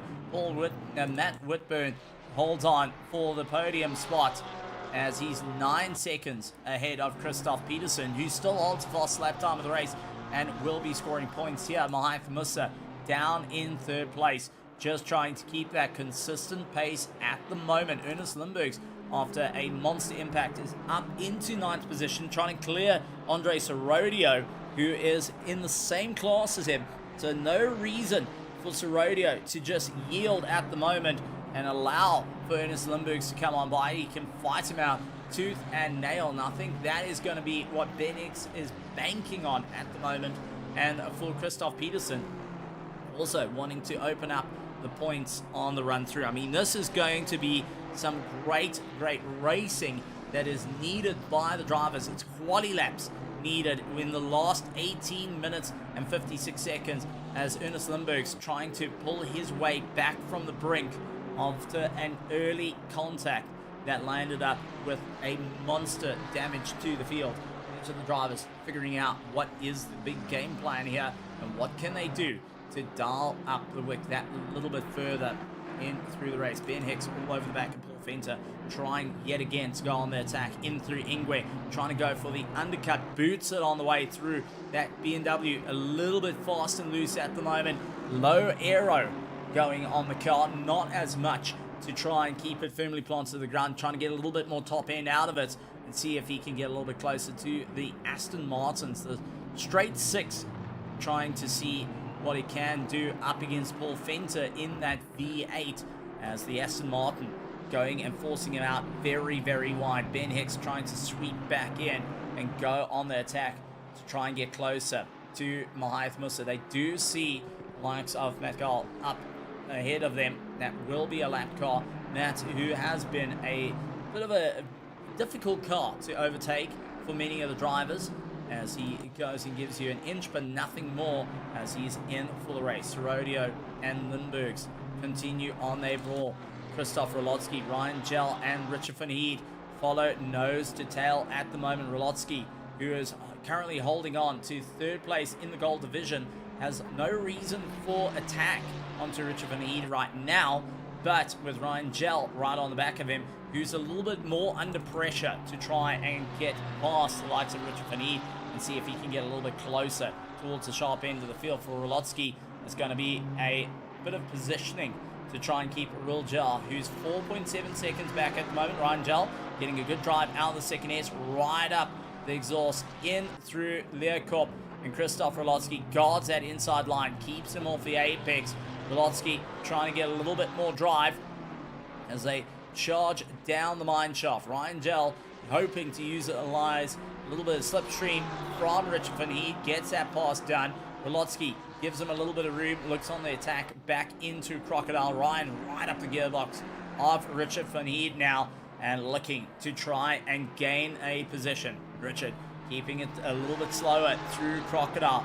Looks towards Ingwe, a corner he knows all too well of how to defend. He spent well over 3 hours going back a year ago defending his line into Ingwe, and now looks to see what he can do. Ryan hoping to get on by. Goes around the outside. Rich van Heed's going to guard the inside line into turn 2. See if he can position that Ferrari just right. Manages to hold the apex, a little bit of straight line between the two of them, but it's going to be Ryan who gets the run up through the XA sweep and clears Richard van Heed instantly. That allows Christoph Rolotsky to get back in tow to pull himself along. 3.4 seconds back from him. Arilja trying to close up the distance and see what he can do here at Kyalami. Paul Fenter losing out the drive to Ben Hicks has now got Sebastian Luxon up on the inside.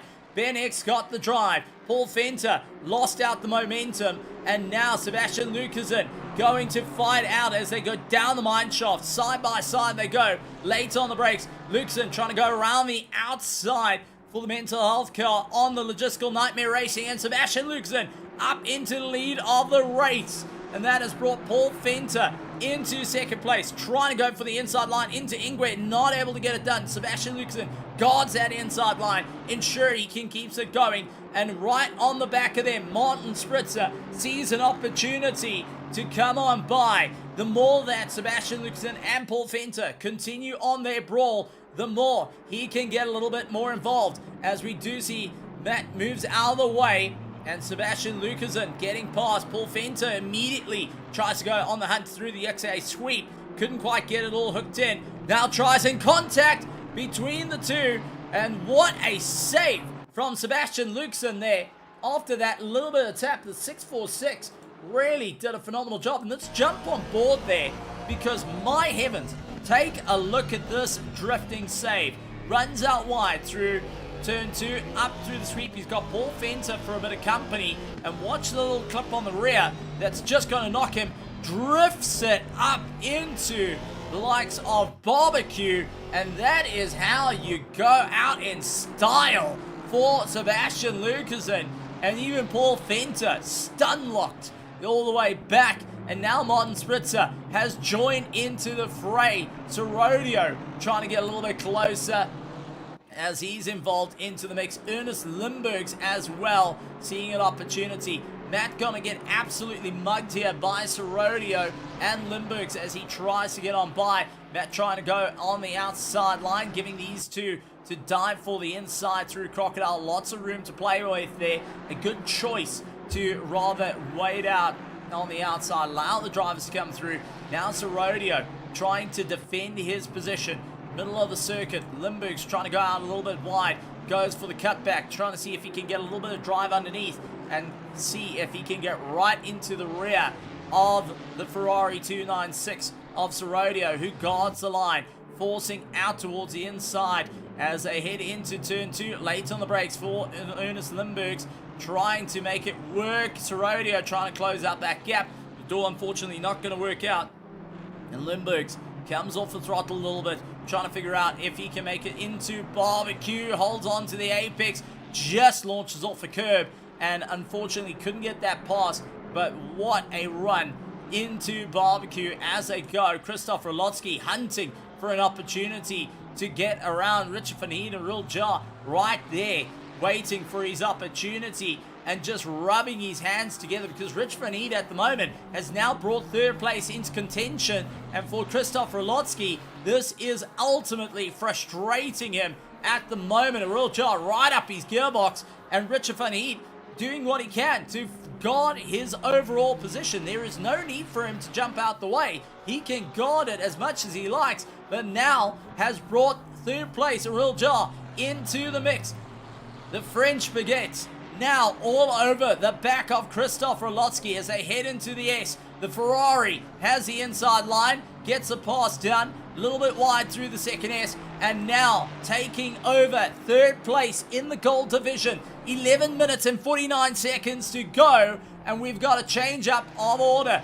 Ernest Limburg's trying to get a little bit closer to Sorodio in through Cheetah. Couldn't quite get it all hooked up, and now waiting to wait out that little bit more. Nico Lawrence all over the back of Simon Kusat as well. The big Bentley trying to hold the line against the track tool team of Nico Lawrence, who is a little bit more ginger coming out of Ingwe. Ernest Limburg's right onto the back of Sorodio, and just up the road from them, there is Martin Spritzer fighting out for second place. Paul Fenter just running out of steam at the moment. Sebastian Lucasen starting to open up the distance, and this is where Spritzer has been waiting for his time, waiting for his opportunity to see if he can come on by. Martin Spritzer not having an easy bit of momentum, looking left and right. It's Paul Fenter trying to come at him every which way possible, and now Paul holding on to second, but only just, with Spritzer constantly there. And this is going to be interesting. Martin is not afraid to put the pressure on. He can attack from any angle, and he's shown it in the past over and over again. Paul Fenter trying to use a bit of common knowledge of the circuit. Now, when Paul Fenter got a victory here, it was about 2 generations before your current circuit you see out currently that we get to race on a set of course Competizione. Ernest Limburg's trying to go around the outside through Crocodile's Rodeo, trying to keep it all together as they head up towards Cheetah, and it's going to be Limburg who keeps his foot firmly on the throttle, gets on by into the dirt. Rodeo trying to make up a bit of time. Daniel Mutsuma a little bit further back, trying to also open up a bit of a run, see if he can go charging after the cars ahead. Christian Fengler leading out the gold division. Diego Matos holding on to second place, and Arul Jar trying to get past Richard Van Heed, who's not backing down. This is going to be an interesting run, because if Arul Jar can't get past Richard Van Heed, it brings him back into the clutches of Christoph Rolotsky, who is right behind him in tow and saying, listen, this is where I had a bit of difficulty. Let's see if you can do it. If not, I'm going to go after that third place. And we're at just under 10 minutes left here at Kyalami for round 5 of the ERA Sunday Championship. All on the cards to score points here. All on the cards to see where it's going to work out for them. And everyone trying to figure out their ultimate run. Sorodio landing up into the dirt. And unfortunately, at Clubhouse, turned around. Number 7, not having an easy time out there. Let's quickly take a look at what happened. He was catching up to Ernest Limburgs through Sunset.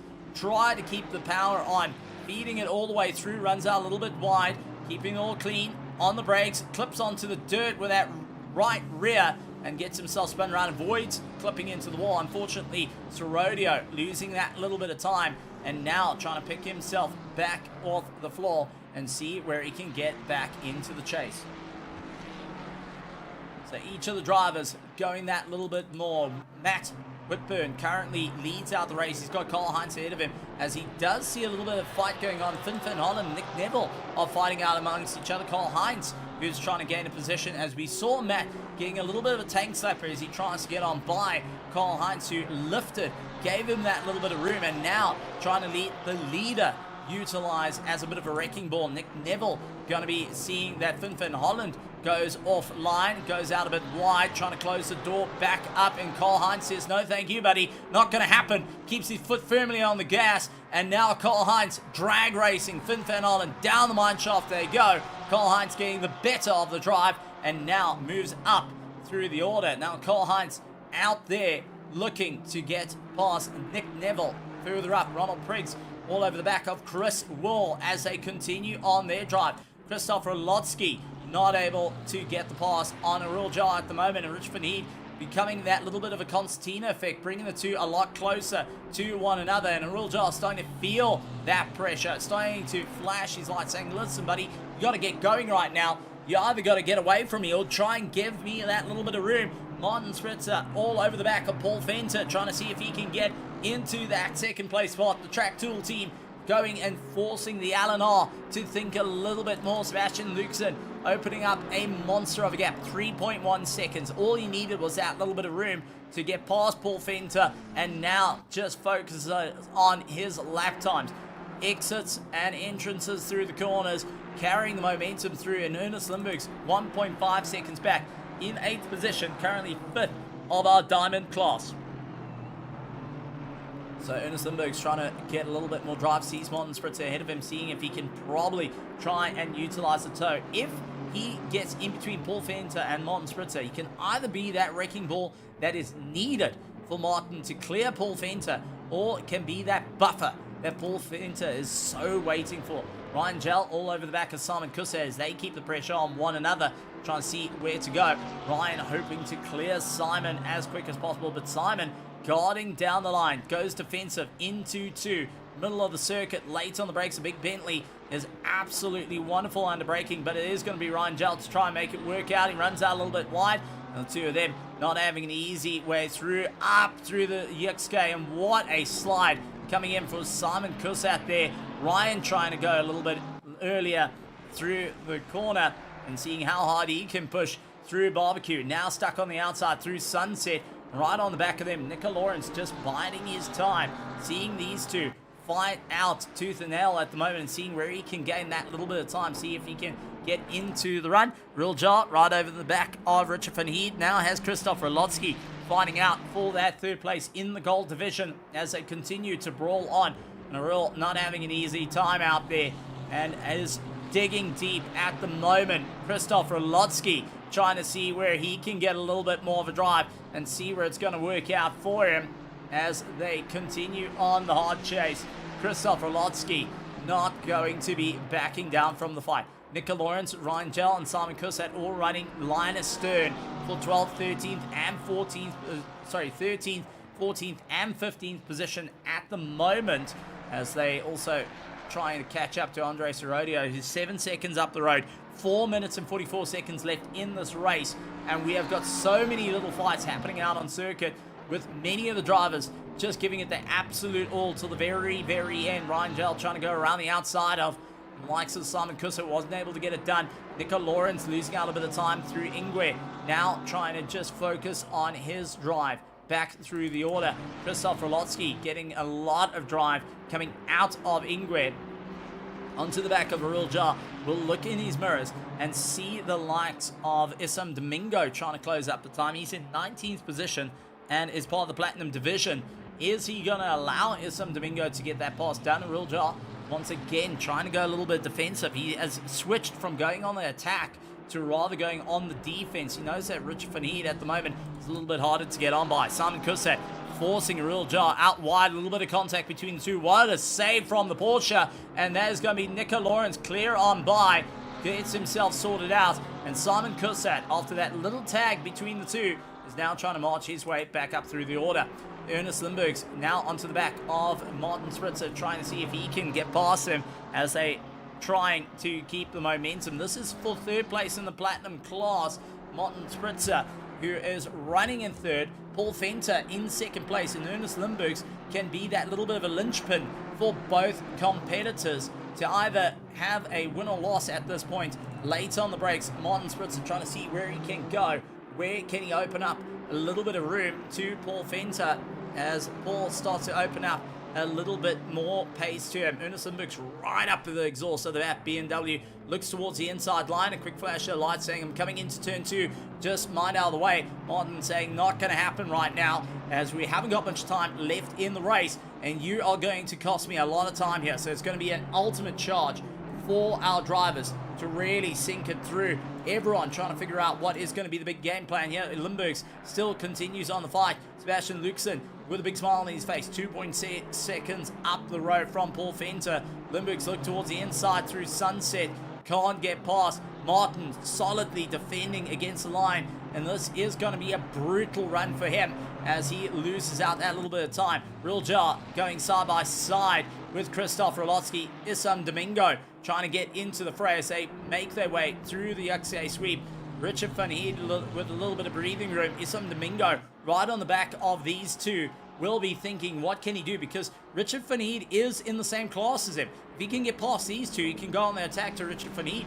But if he gets around these two, can he cause a little bit of a problem for third place in the gold division at current, who are constantly in a brawl of note? Ernest Lindbergh sends it up on the inside of Martin, trying to get past, and it does get it done. Martin down into 8th position and a little bit away from Paul Venter. Now Lindbergh's has got the hard work to try and pull Martin a little bit closer to Paul Venter to see if he can make it work. Nico Lawrence all over the back of Rangel as they continue on their battle with Simon Kusat. Sorodio up against the back of Diego Matos, who's second in the gold division at the moment.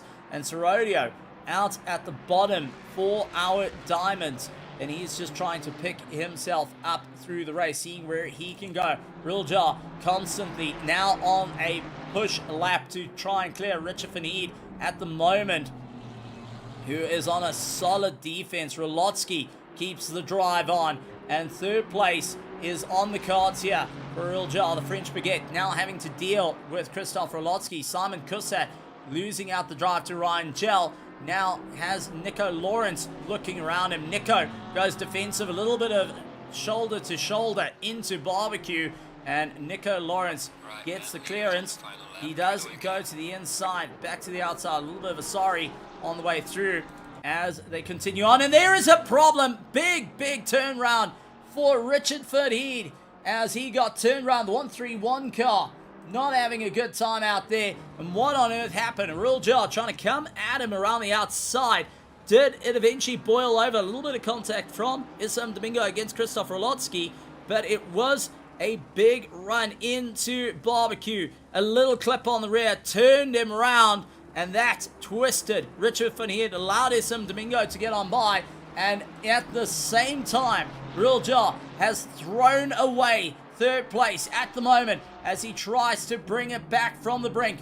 Ernest Lindbergh's trying to get past Paul Venter, but Martin is too far back. Here comes our leader up through the S. It is Matt Whitburn, who is now 9.5 seconds ahead of Christoph Peterson. Mahath Musa in third place for the Diamond Division. Sebastian Lucasen clear of Paul Venter, who has now got Ernest Lindbergh's all up his gearbox, trying to figure out where he can go to get it all sorted out. Martin further down into third place. Christian Fengler keeping up the momentum, looking to take a victory here at Kyalami. Diego Matos in second place. Christoph Rolotsky holds on to third. He bided his time, waited for the opportunity, but Matt Whitburn for the Rainbow Sparkles Racing takes the victory at Kyalami for round 5. Christoph Peterson finishes up in second place and takes the fastest lap of the race, with Mahath Musa of Project Vapor, the South African, going and standing on the podium in the Diamond Division at his home circuit. Going to be quite happy on that stellar run. And Christian Fengler, unfortunately, running into a problem, loses out to Diego Matos. He lost it through the S right at the loss. Diego now takes over the lead of the race for our gold division. Sebastian Luxen will be taking over the victory for our platinum. Benex finishes in fourth. Lucasen gonna be happy with that. Paul Venter stands on the top as he crosses the line in second place, with Martin Spritzer finishing up in third. Diego Matos, where it all turned in his favor on the last lap, takes the victory in the gold division ahead of Christian Fengler in second place. Christoph Rolotsky will take over a beautiful third place in the gold division after Riljar having the contact with Richard van Heed into Barbecue. Rolotsky gets himself onto the podium yet again. What a race, what a turn of events, and Kyalami giving an absolutely stellar run for a number of drivers. For others, it's one to forget. But what an incredible race nonetheless by every single one of our drivers after a stellar race indeed. Here at Kyalami for round 5 of the ERA Sunday Championship. What a recovery drive from Limburgs after that contact a little bit on, and what a drive from a number of incredible races. And unfortunately, Sebastian Lucasen got away from Paul Fenter. He was all up his gearbox, but the moment that Lucasen got that pass locked in, got that drive, he cleared Paul Fenter and continued to go on. The South African unable to get that first place, but Lucasen going to be happy on his victory in the Platinum Division. Christian Fengler in through the first S, losing out a victory in the goal, but that just played into the hands of Diego Matos. And what a run out for Christopher Lotsky, taking that 3rd place.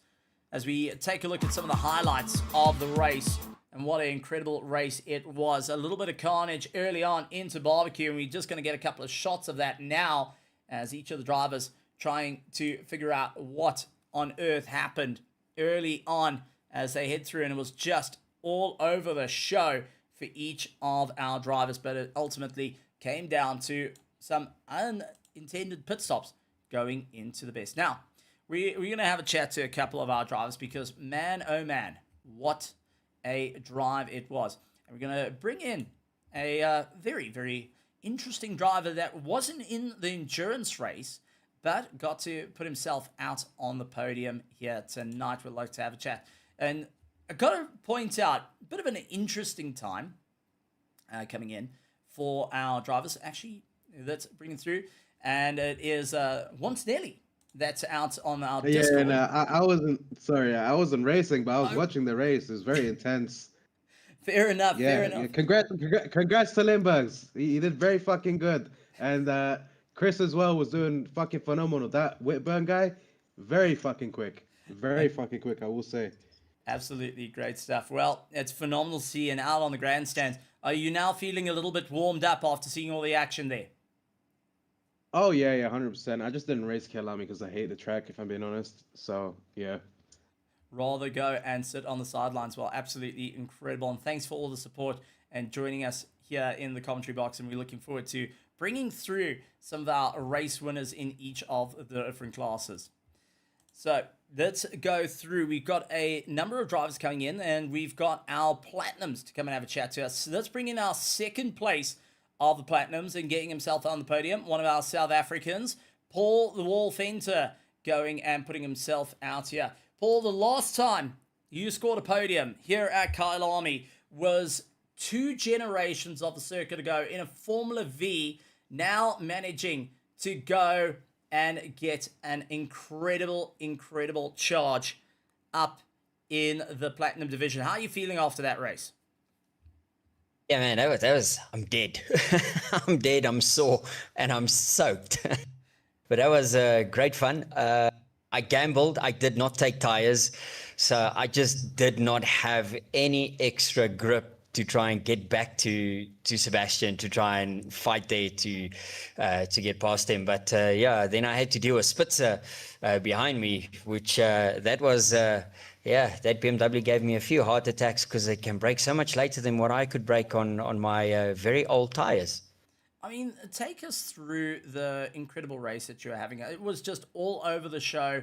You were trying to get that little bit of pace underneath you. This is a track you know rather well. But Sebastian Lucasen looked like once he cleared you, it was just game over from there. Did you eventually start having to lift off and suddenly focus on the mirror? Or was it one of those, once Sebastian broke that toe, that was it, done? Yeah, I think the first half of the race, I fueled heavier, and then I thought, because in the back of my mind, I have this 10-second penalty that I need to serve. And I thought, okay, if I don't take tires, that's 5 seconds I save. And then I got to try and make up 5 seconds. And when he pitted like on the 30-minute mark, I was like, great, I still have like 4 laps of fuel. So I put the hammer down and came out the pits, and I was about 6 seconds ahead. So I was like, job done, great. But then I saw he's doing lap times about half a second a lap quicker. And I'm like, uh-oh, I am in trouble. And once he caught up to me, the tires were they just weren't there.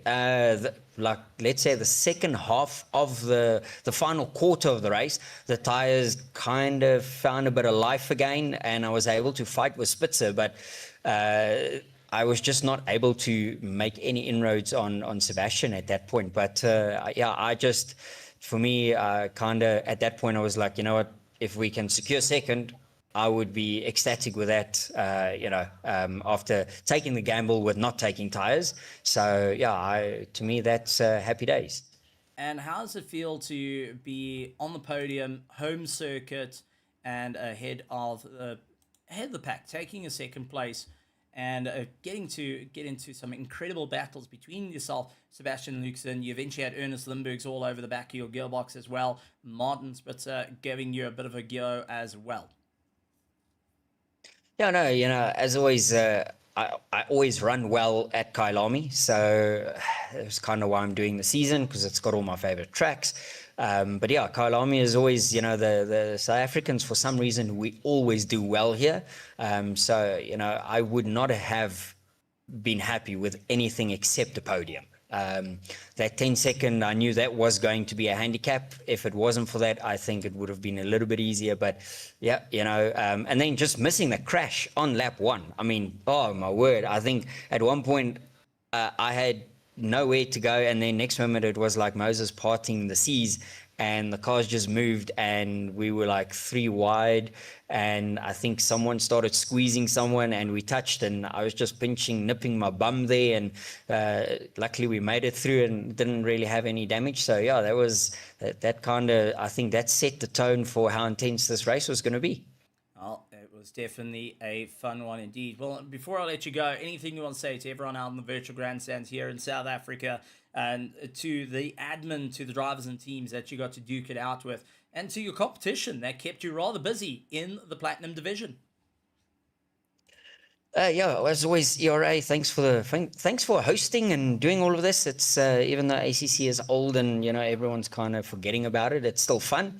And then it's past 11 o'clock at night here already in South Africa, so I'm going to go have a beer now to celebrate. And as always, LNR tradition, there will be 2 shots of cactus for putting it in the top 3 qualifying, as well as a podium position. So yeah, that's it. And then to the competition, see you boys at the next one. I think we're at Zandvoort, another one of my favorites. So let's see who comes out on top now that the same boys I'll be fighting with will have time penalties to deal with as well.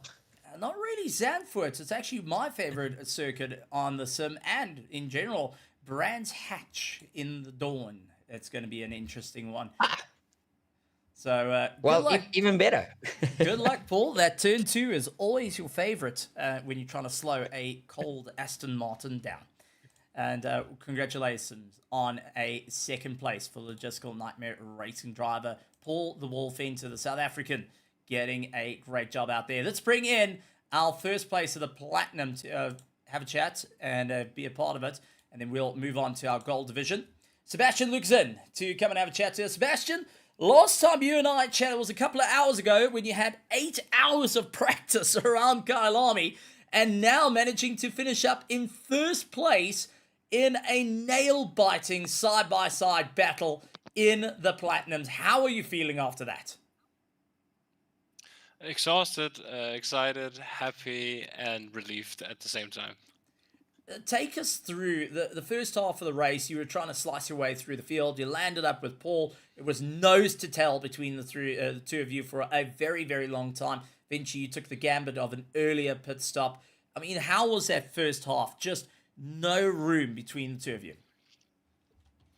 Yeah, I did a good start, so I was pretty happy with that. Stayed in position, and then that massive crash just took me not a lot, but I definitely hit the front end of the car quite a bit. And then I was really disoriented because I didn't know where I was or anything. So it's just like go, go, go, go, go. Then a couple of laps in, I kind of realized, oh, okay, I'm actually leading my class.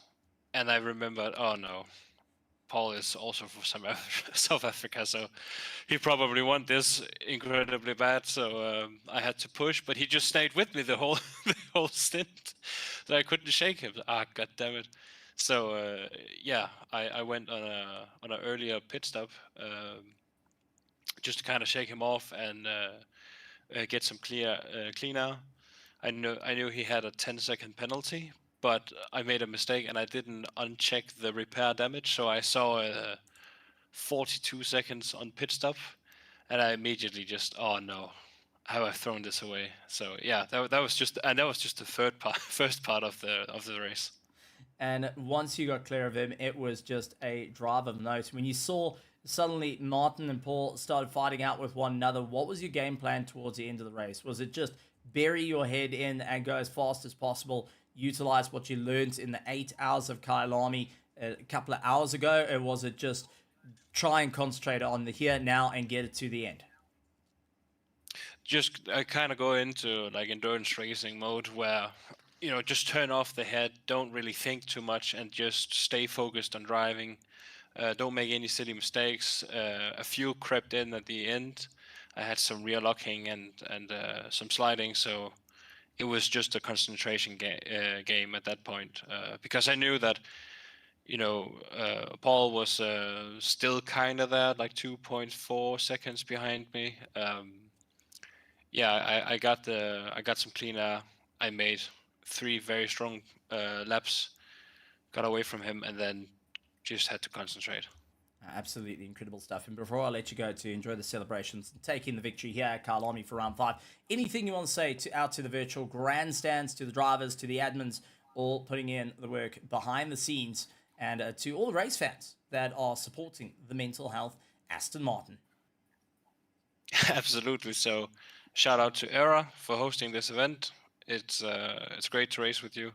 To all the competitors, thank you just so much for just showing up and making life incredibly hard out there. Seeing just the lap times and the consistency, great, and absolutely mental health, and also stay hydrated, people. Stay hydrated out there. Especially when you are sweating like mad in the sim after a fight like that. Sebastian Luxon getting the upper hand and taking the victory in our Platinum Division. What a drive on his part to get it all the way to the top. But let's have a chat to our winner in the Gold Division, Christian Fingler, who's going to be quite happy on a stellar run. Christian, welcome to the commentary box. First of all, a congratulations for a victory. But let's talk about the race start, where it looked like it all went absolutely chaos. You had a great qualifying, and then all of a sudden, after the accidents, you're running into the top 10 and trying to lead the class. Oh yeah, well, first off, I need to break it to you. I did not win gold. Yes, you got second place. in the Diego last... got you right at the last. Yeah, well, that was so heartbreaking. Though I fucked it up for myself. I had after the S's, I had a continuous slide that I was unable to get the hold of because I clipped the inside curb too much. Yeah, I just, like being a good sportsman, needed to rate for the rejoin, so I had to let Matos by as big as the gap was. Props for him for keeping it clean. In the end, I won him the race, but yeah, it was mental. It was really a good race. That one caught me out as much as it did you. It was just props to my team members who were calling out a bit further in the front, like, oh, there's an accident after T4. Or in T4, and then for some lucky reason, I positioned myself in a way that I could get the clean side of the accident and speed by. And after the thing settled, I was like, how the fuck did I just get it to P6? Yeah. Well, it was a fun race. Let's take a look, because you were fighting out with Diego for quite some time. You were leading out the race. Diego was in second, but then you suddenly had your own teammate going and having a bit of fun with you. You also had the likes of Ben Hicks for a long time trying to hunt you down. I mean, take us through suddenly having Ben on the back of you for a little bit. Now your teammate getting involved into it. They are in completely different classes. Was it a little bit of, okay, let's work together here, or was it, oh, please just give me a bit of a break?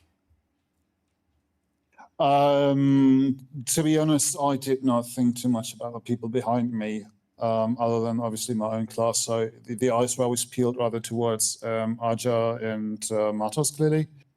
But I didn't give a second thought upon Ben Hicks or Martin being straight behind me, because I knew they have the racecraft and the pace to get by me if they wish. If Martin would have asked me to get by because he's significantly quicker, I probably would have waved him by, but he just got up to me like very late in the race when we were quite close to the pit stop anyways.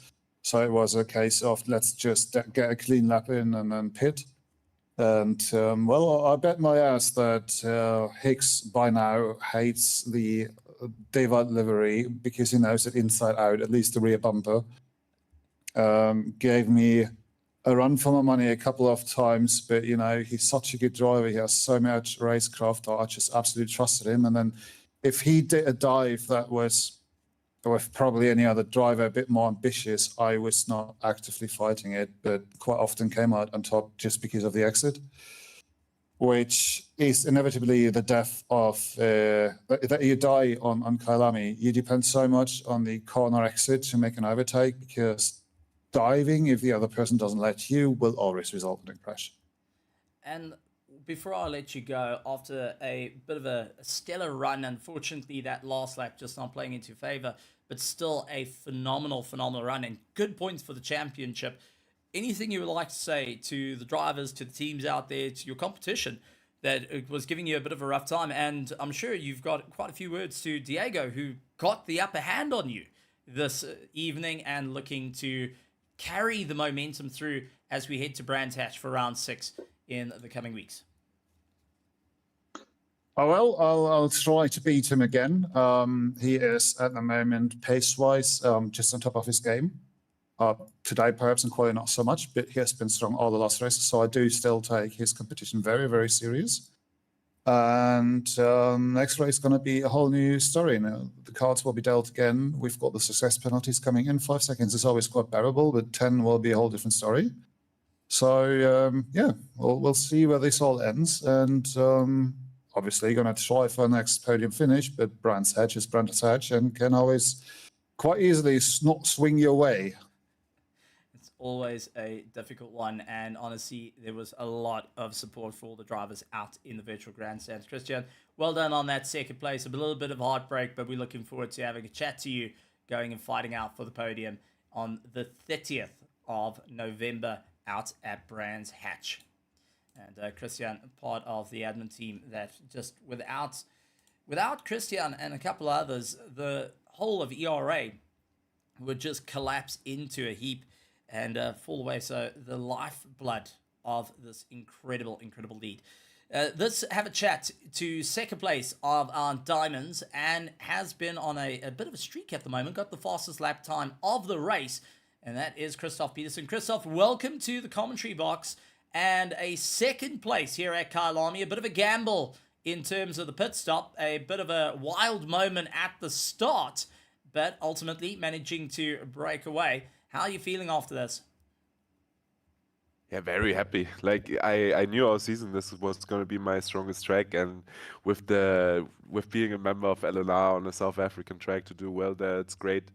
So yeah, super happy. I went a bit low on fuel at the start because I specifically wanted the fastest lap. I knew I needed it to have further chances in the championship. It's super unfortunate what happened to Ernest, of course, but I already told him he has to keep his head up and keep trying. That's it. It isn't over until the Fat Lady sings. Now, take us through the race. You were on the fly. You were trying to gain a little bit of time. And then all of a sudden, we had likes of Matt starting to open up that gap to you. What was your game plan from there? Suddenly realizing, hold on, 9 seconds off the likes of Matt Whitburn, who seems to have got the upper hand through the pit stop. Yeah, I mean, I had already planned with P2 pretty much. Like, I was happy that I could open up the gap because of the crash, of course, could open up the gap to P3 and have a comfortable race in the second stint. Because like before the race, I totally expected to have at least one big fight against some other diamond. Yeah, and like I was on worn tires, more fuel in the second stint. The first half of the second stint was really good, but then the tire wear kicked in a little bit.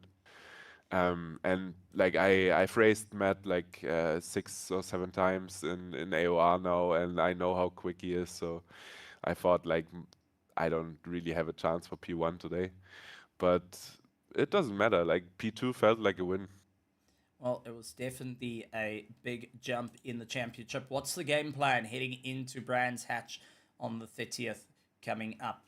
I mean, this is a critical moments for the championship. Round 5 behind you, round 6 ahead, and also round 7. And last time out, you won by a single point. Now it looks like the championship is going to be close yet again. Yeah, like Brands is not my best track, was never my best track. And with a 10-second penalty, it's gonna be hard. So I'm kind of focusing on Zandvoort more, I think. Like I'll try to do my best at Brands, but not expecting too much. And see So if yeah. and see if you can walk home with a crown yet again for season 16. Anything you'd like to say to the absolute fans that were cheering on in this frigid weather here in South Africa, to all the admin that's behind the scenes, to the drivers, to all our partners, and to all of the teams that are out on the circuit and cheering on from the sidelines? Yeah, I mean, first of all, congrats to Matt for winning this immediately in his first race in ERA. Welcome to ERA. I hope you stay. And I want to have a special shout out to Mr. Zahi Essa, my coach. He coached me earlier this year, and this pace at Kyalami, like he definitely helped me get there. Generally, this year I improved so much because of that coaching. So really, like special thanks to Essa, and yeah, thanks to all the viewers again. Thanks to all the admins and stewards and whatnot. Everyone is doing a great job, and it's been a great season again. So let's do the same in the last 2 races. That's it, and finally go and get some rest. You think you need it after doing 8 hours of Kyalami and then into a sprint race like this. Christoph Peterson for Logistical Nightmare Racing. That's for sure. And the Fear the Bones driver taking second place in our Diamond division. Moving on to our first place, and absolutely walked away with it. Let's have a chat to Matt Whitburn. Matt, welcome to the commentary box for the very first time you and I are getting to talk. But what an incredible race. How on earth were you getting the pace out there, and how are you feeling going and walking away with a victory? Hi, yeah. Thanks for having me. Nice to meet you. Yeah, I feel good. I feel a little bit disappointed, obviously, because I know Christoph had the 15-second penalty for being so quick and winning the last race. So it was kind of not hollow, because I think Chris really deserved the win tonight. He was so fast in that first, and I was trying to keep up, but I'm a little bit new to the Porsche, and yeah, I was sending it as best I could, but I couldn't consistently keep up with him. So the second stint went better. I felt like I was able to eke it out a little bit better in the second stint, but it was fortunate I had the gap because of his time penalty. Well, it was still a great one, and you had to navigate some of the harder traffic, including trying to get past your own family as well. How was it out there? Because it looked like whenever you caught up to anyone, they were fighting side by side, including your own family going and fighting out. I mean, Paul Whitburn, who started out in 9th, a little bit further down the order, was also in monumental brawls, and all of a sudden you having to try and navigate through this. How was it out there with the traffic? Yeah, I just, everyone's doing their own race. I just seemed to catch them at the wrong time. So it was just unfortunate, really. It's one of those things, isn't it? Sometimes it goes your way and sometimes it doesn't. So I don't think anyone did anything, unjust. They were all trying to have their fights, and when they had the opportunity to let me go, they did. I just, caught them at the wrong time. In terms of Paul Whitburn, he's my dad. He always seems to, when he tries to let me through, he always just seems to somehow get in the way while he's doing it. So it's a bit of banter we have back and forth as well. I think his incident in the first lap, there's a bit of, I'm not sure what happened with Limburgs. I think he either missed his braking point or didn't expect me to hold my line. I'm not quite sure, but then obviously, unfortunately for everyone else that kind of came around the corner there, they all got caught up in that as well, didn't they? So a little bit unfortunate for those. Well, it was a bit of a turn of events that really had to push things. Game plan heading into Brands Hatch, now that you're going to have this 15-second success penalty added onto you on a smaller circuit. Brands Hatch is not a very long circuit to play around with, and the pit stops going to be rather crucial. What's your game plan to stay at the top of the order? Well, it's going to be difficult. I do actually quite like Brands Hatch, so I'm hoping that I'm quick enough there. But then it's just basically just trying to do the best you can. I know, thankfully, at least Christoph will have a 10-second penalty. It's only be a 5-second difference. Although I don't know whether I'll be able to get the 5 seconds. And then it's just really from there, just see how the race goes and react to the situation. You know, try and do the best I can and put myself in the best possible position. And I mean, we've got to ask, racing with your dad, it's a bit of a special moment to be racing with your family in a league out on the circuit, whether it's in real life or virtual. How is it just having a bit of family member out on circuit with you? It's nice. Yeah, it's nice. For the most part, we give each other a bit of stick, as you do in families, as you should do. But yeah, it's nice overall. It's nice to have someone to enjoy it with, and we can talk about it when we see each other in person as well. So it's good fun. Absolutely wonderful. Before I let you go, anything you would like to say to your competitors, to the teams out there, to all that are sitting out in the virtual grandstands that braved the cold weather here in South Africa out at Kyalami for round 5 of the ERA Sunday Championship, to all partners as well, and any words that you would like to share to your competitors now that you are sparring with the likes of Christoph Peterson, Mahath Musa, Ben Hicks, and so many more? Just first of all, thanks for having me. I mean, it's only been my first race, but I've been looking forward to joining you guys after heard Chris was in here, and then I came and watched some of the streams and stuff. And obviously, I think you do a fantastic job yourself as well, commentating on it. So I'm looking forward to watching it later. So thanks for that. And just generally, to everybody, it's been nice to come. I had a bit of an issue with car selection before, but thankfully they sorted it for me. And yeah, everyone seems great, so I'm looking forward to many more, hopefully. Well, fun fact, if you didn't invalidate your lap, you would have had the fastest lap time of the race with 140.157 to Christoph Peterson's 140.2. So looking forward to seeing you fighting out for the fastest lap, because it was shared between the two of you for quite some time. And Matt Whitburn, congratulations on winning the Diamond Division here at ERA. Thanks, mate. All the best. Absolutely wonderful stuff. Matt Whitburn taking the victory here in ERA and giving a massive shout out. Third place of our diamond goes to the South African Mahath Musa from Project Vapor. Unfortunately, we haven't got a chat with him, and we'll be hoping to catch up with him a little bit later on. Mon Spritzer takes the victory. Third place in the likes of our Platinum Division after a stellar run, and also down towards our likes of our Gold Division, that goes on towards Christoph Rolotsky, who took that third place from the birthday boy himself just a couple of hours ago, raced in 8 hours of Kyalami. Folks, it's been an absolutely incredible race thus far. Kyalami going and putting on some huge moments, but we got plenty coming up in this week here at ERA. On the 27th of November, we got a Thursday night sprint race that you can go and have a bit of fun. We're looking forward to seeing you guys out on the grid. Join up with our Discord. Be a part of the incredible racing out on Thursday. Friday night, we got a random race as well. That is on the 28th here at ERA. Before, on the 30th of November, we head to Brands Hatch for round 6 of our ERA Sunday Championship. It's going to be in the dawn, a bit of an early morning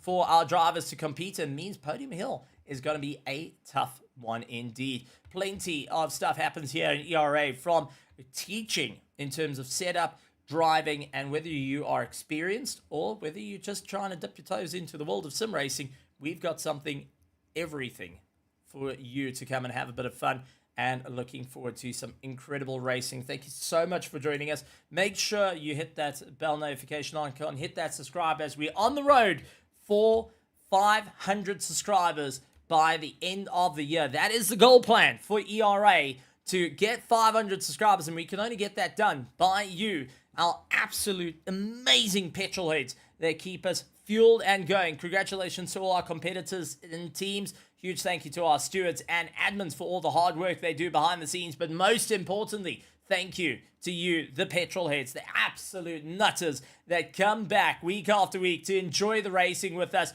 to cheer on your favorite teams and drivers. And we're looking forward to seeing you joining up with our championships. All the links are down in the description. Feel free to come and be a part of the conversation, be a part of the incredible racing. Whether you're learning, whether you're here for competition, we've got it all here at Evolution Racing Academy. And from myself, Stephen Koenig, we'd like to say thank you very much for joining us, and we'll see you next time. And like always, a good morning, good afternoon, good evening, and good night, everybody!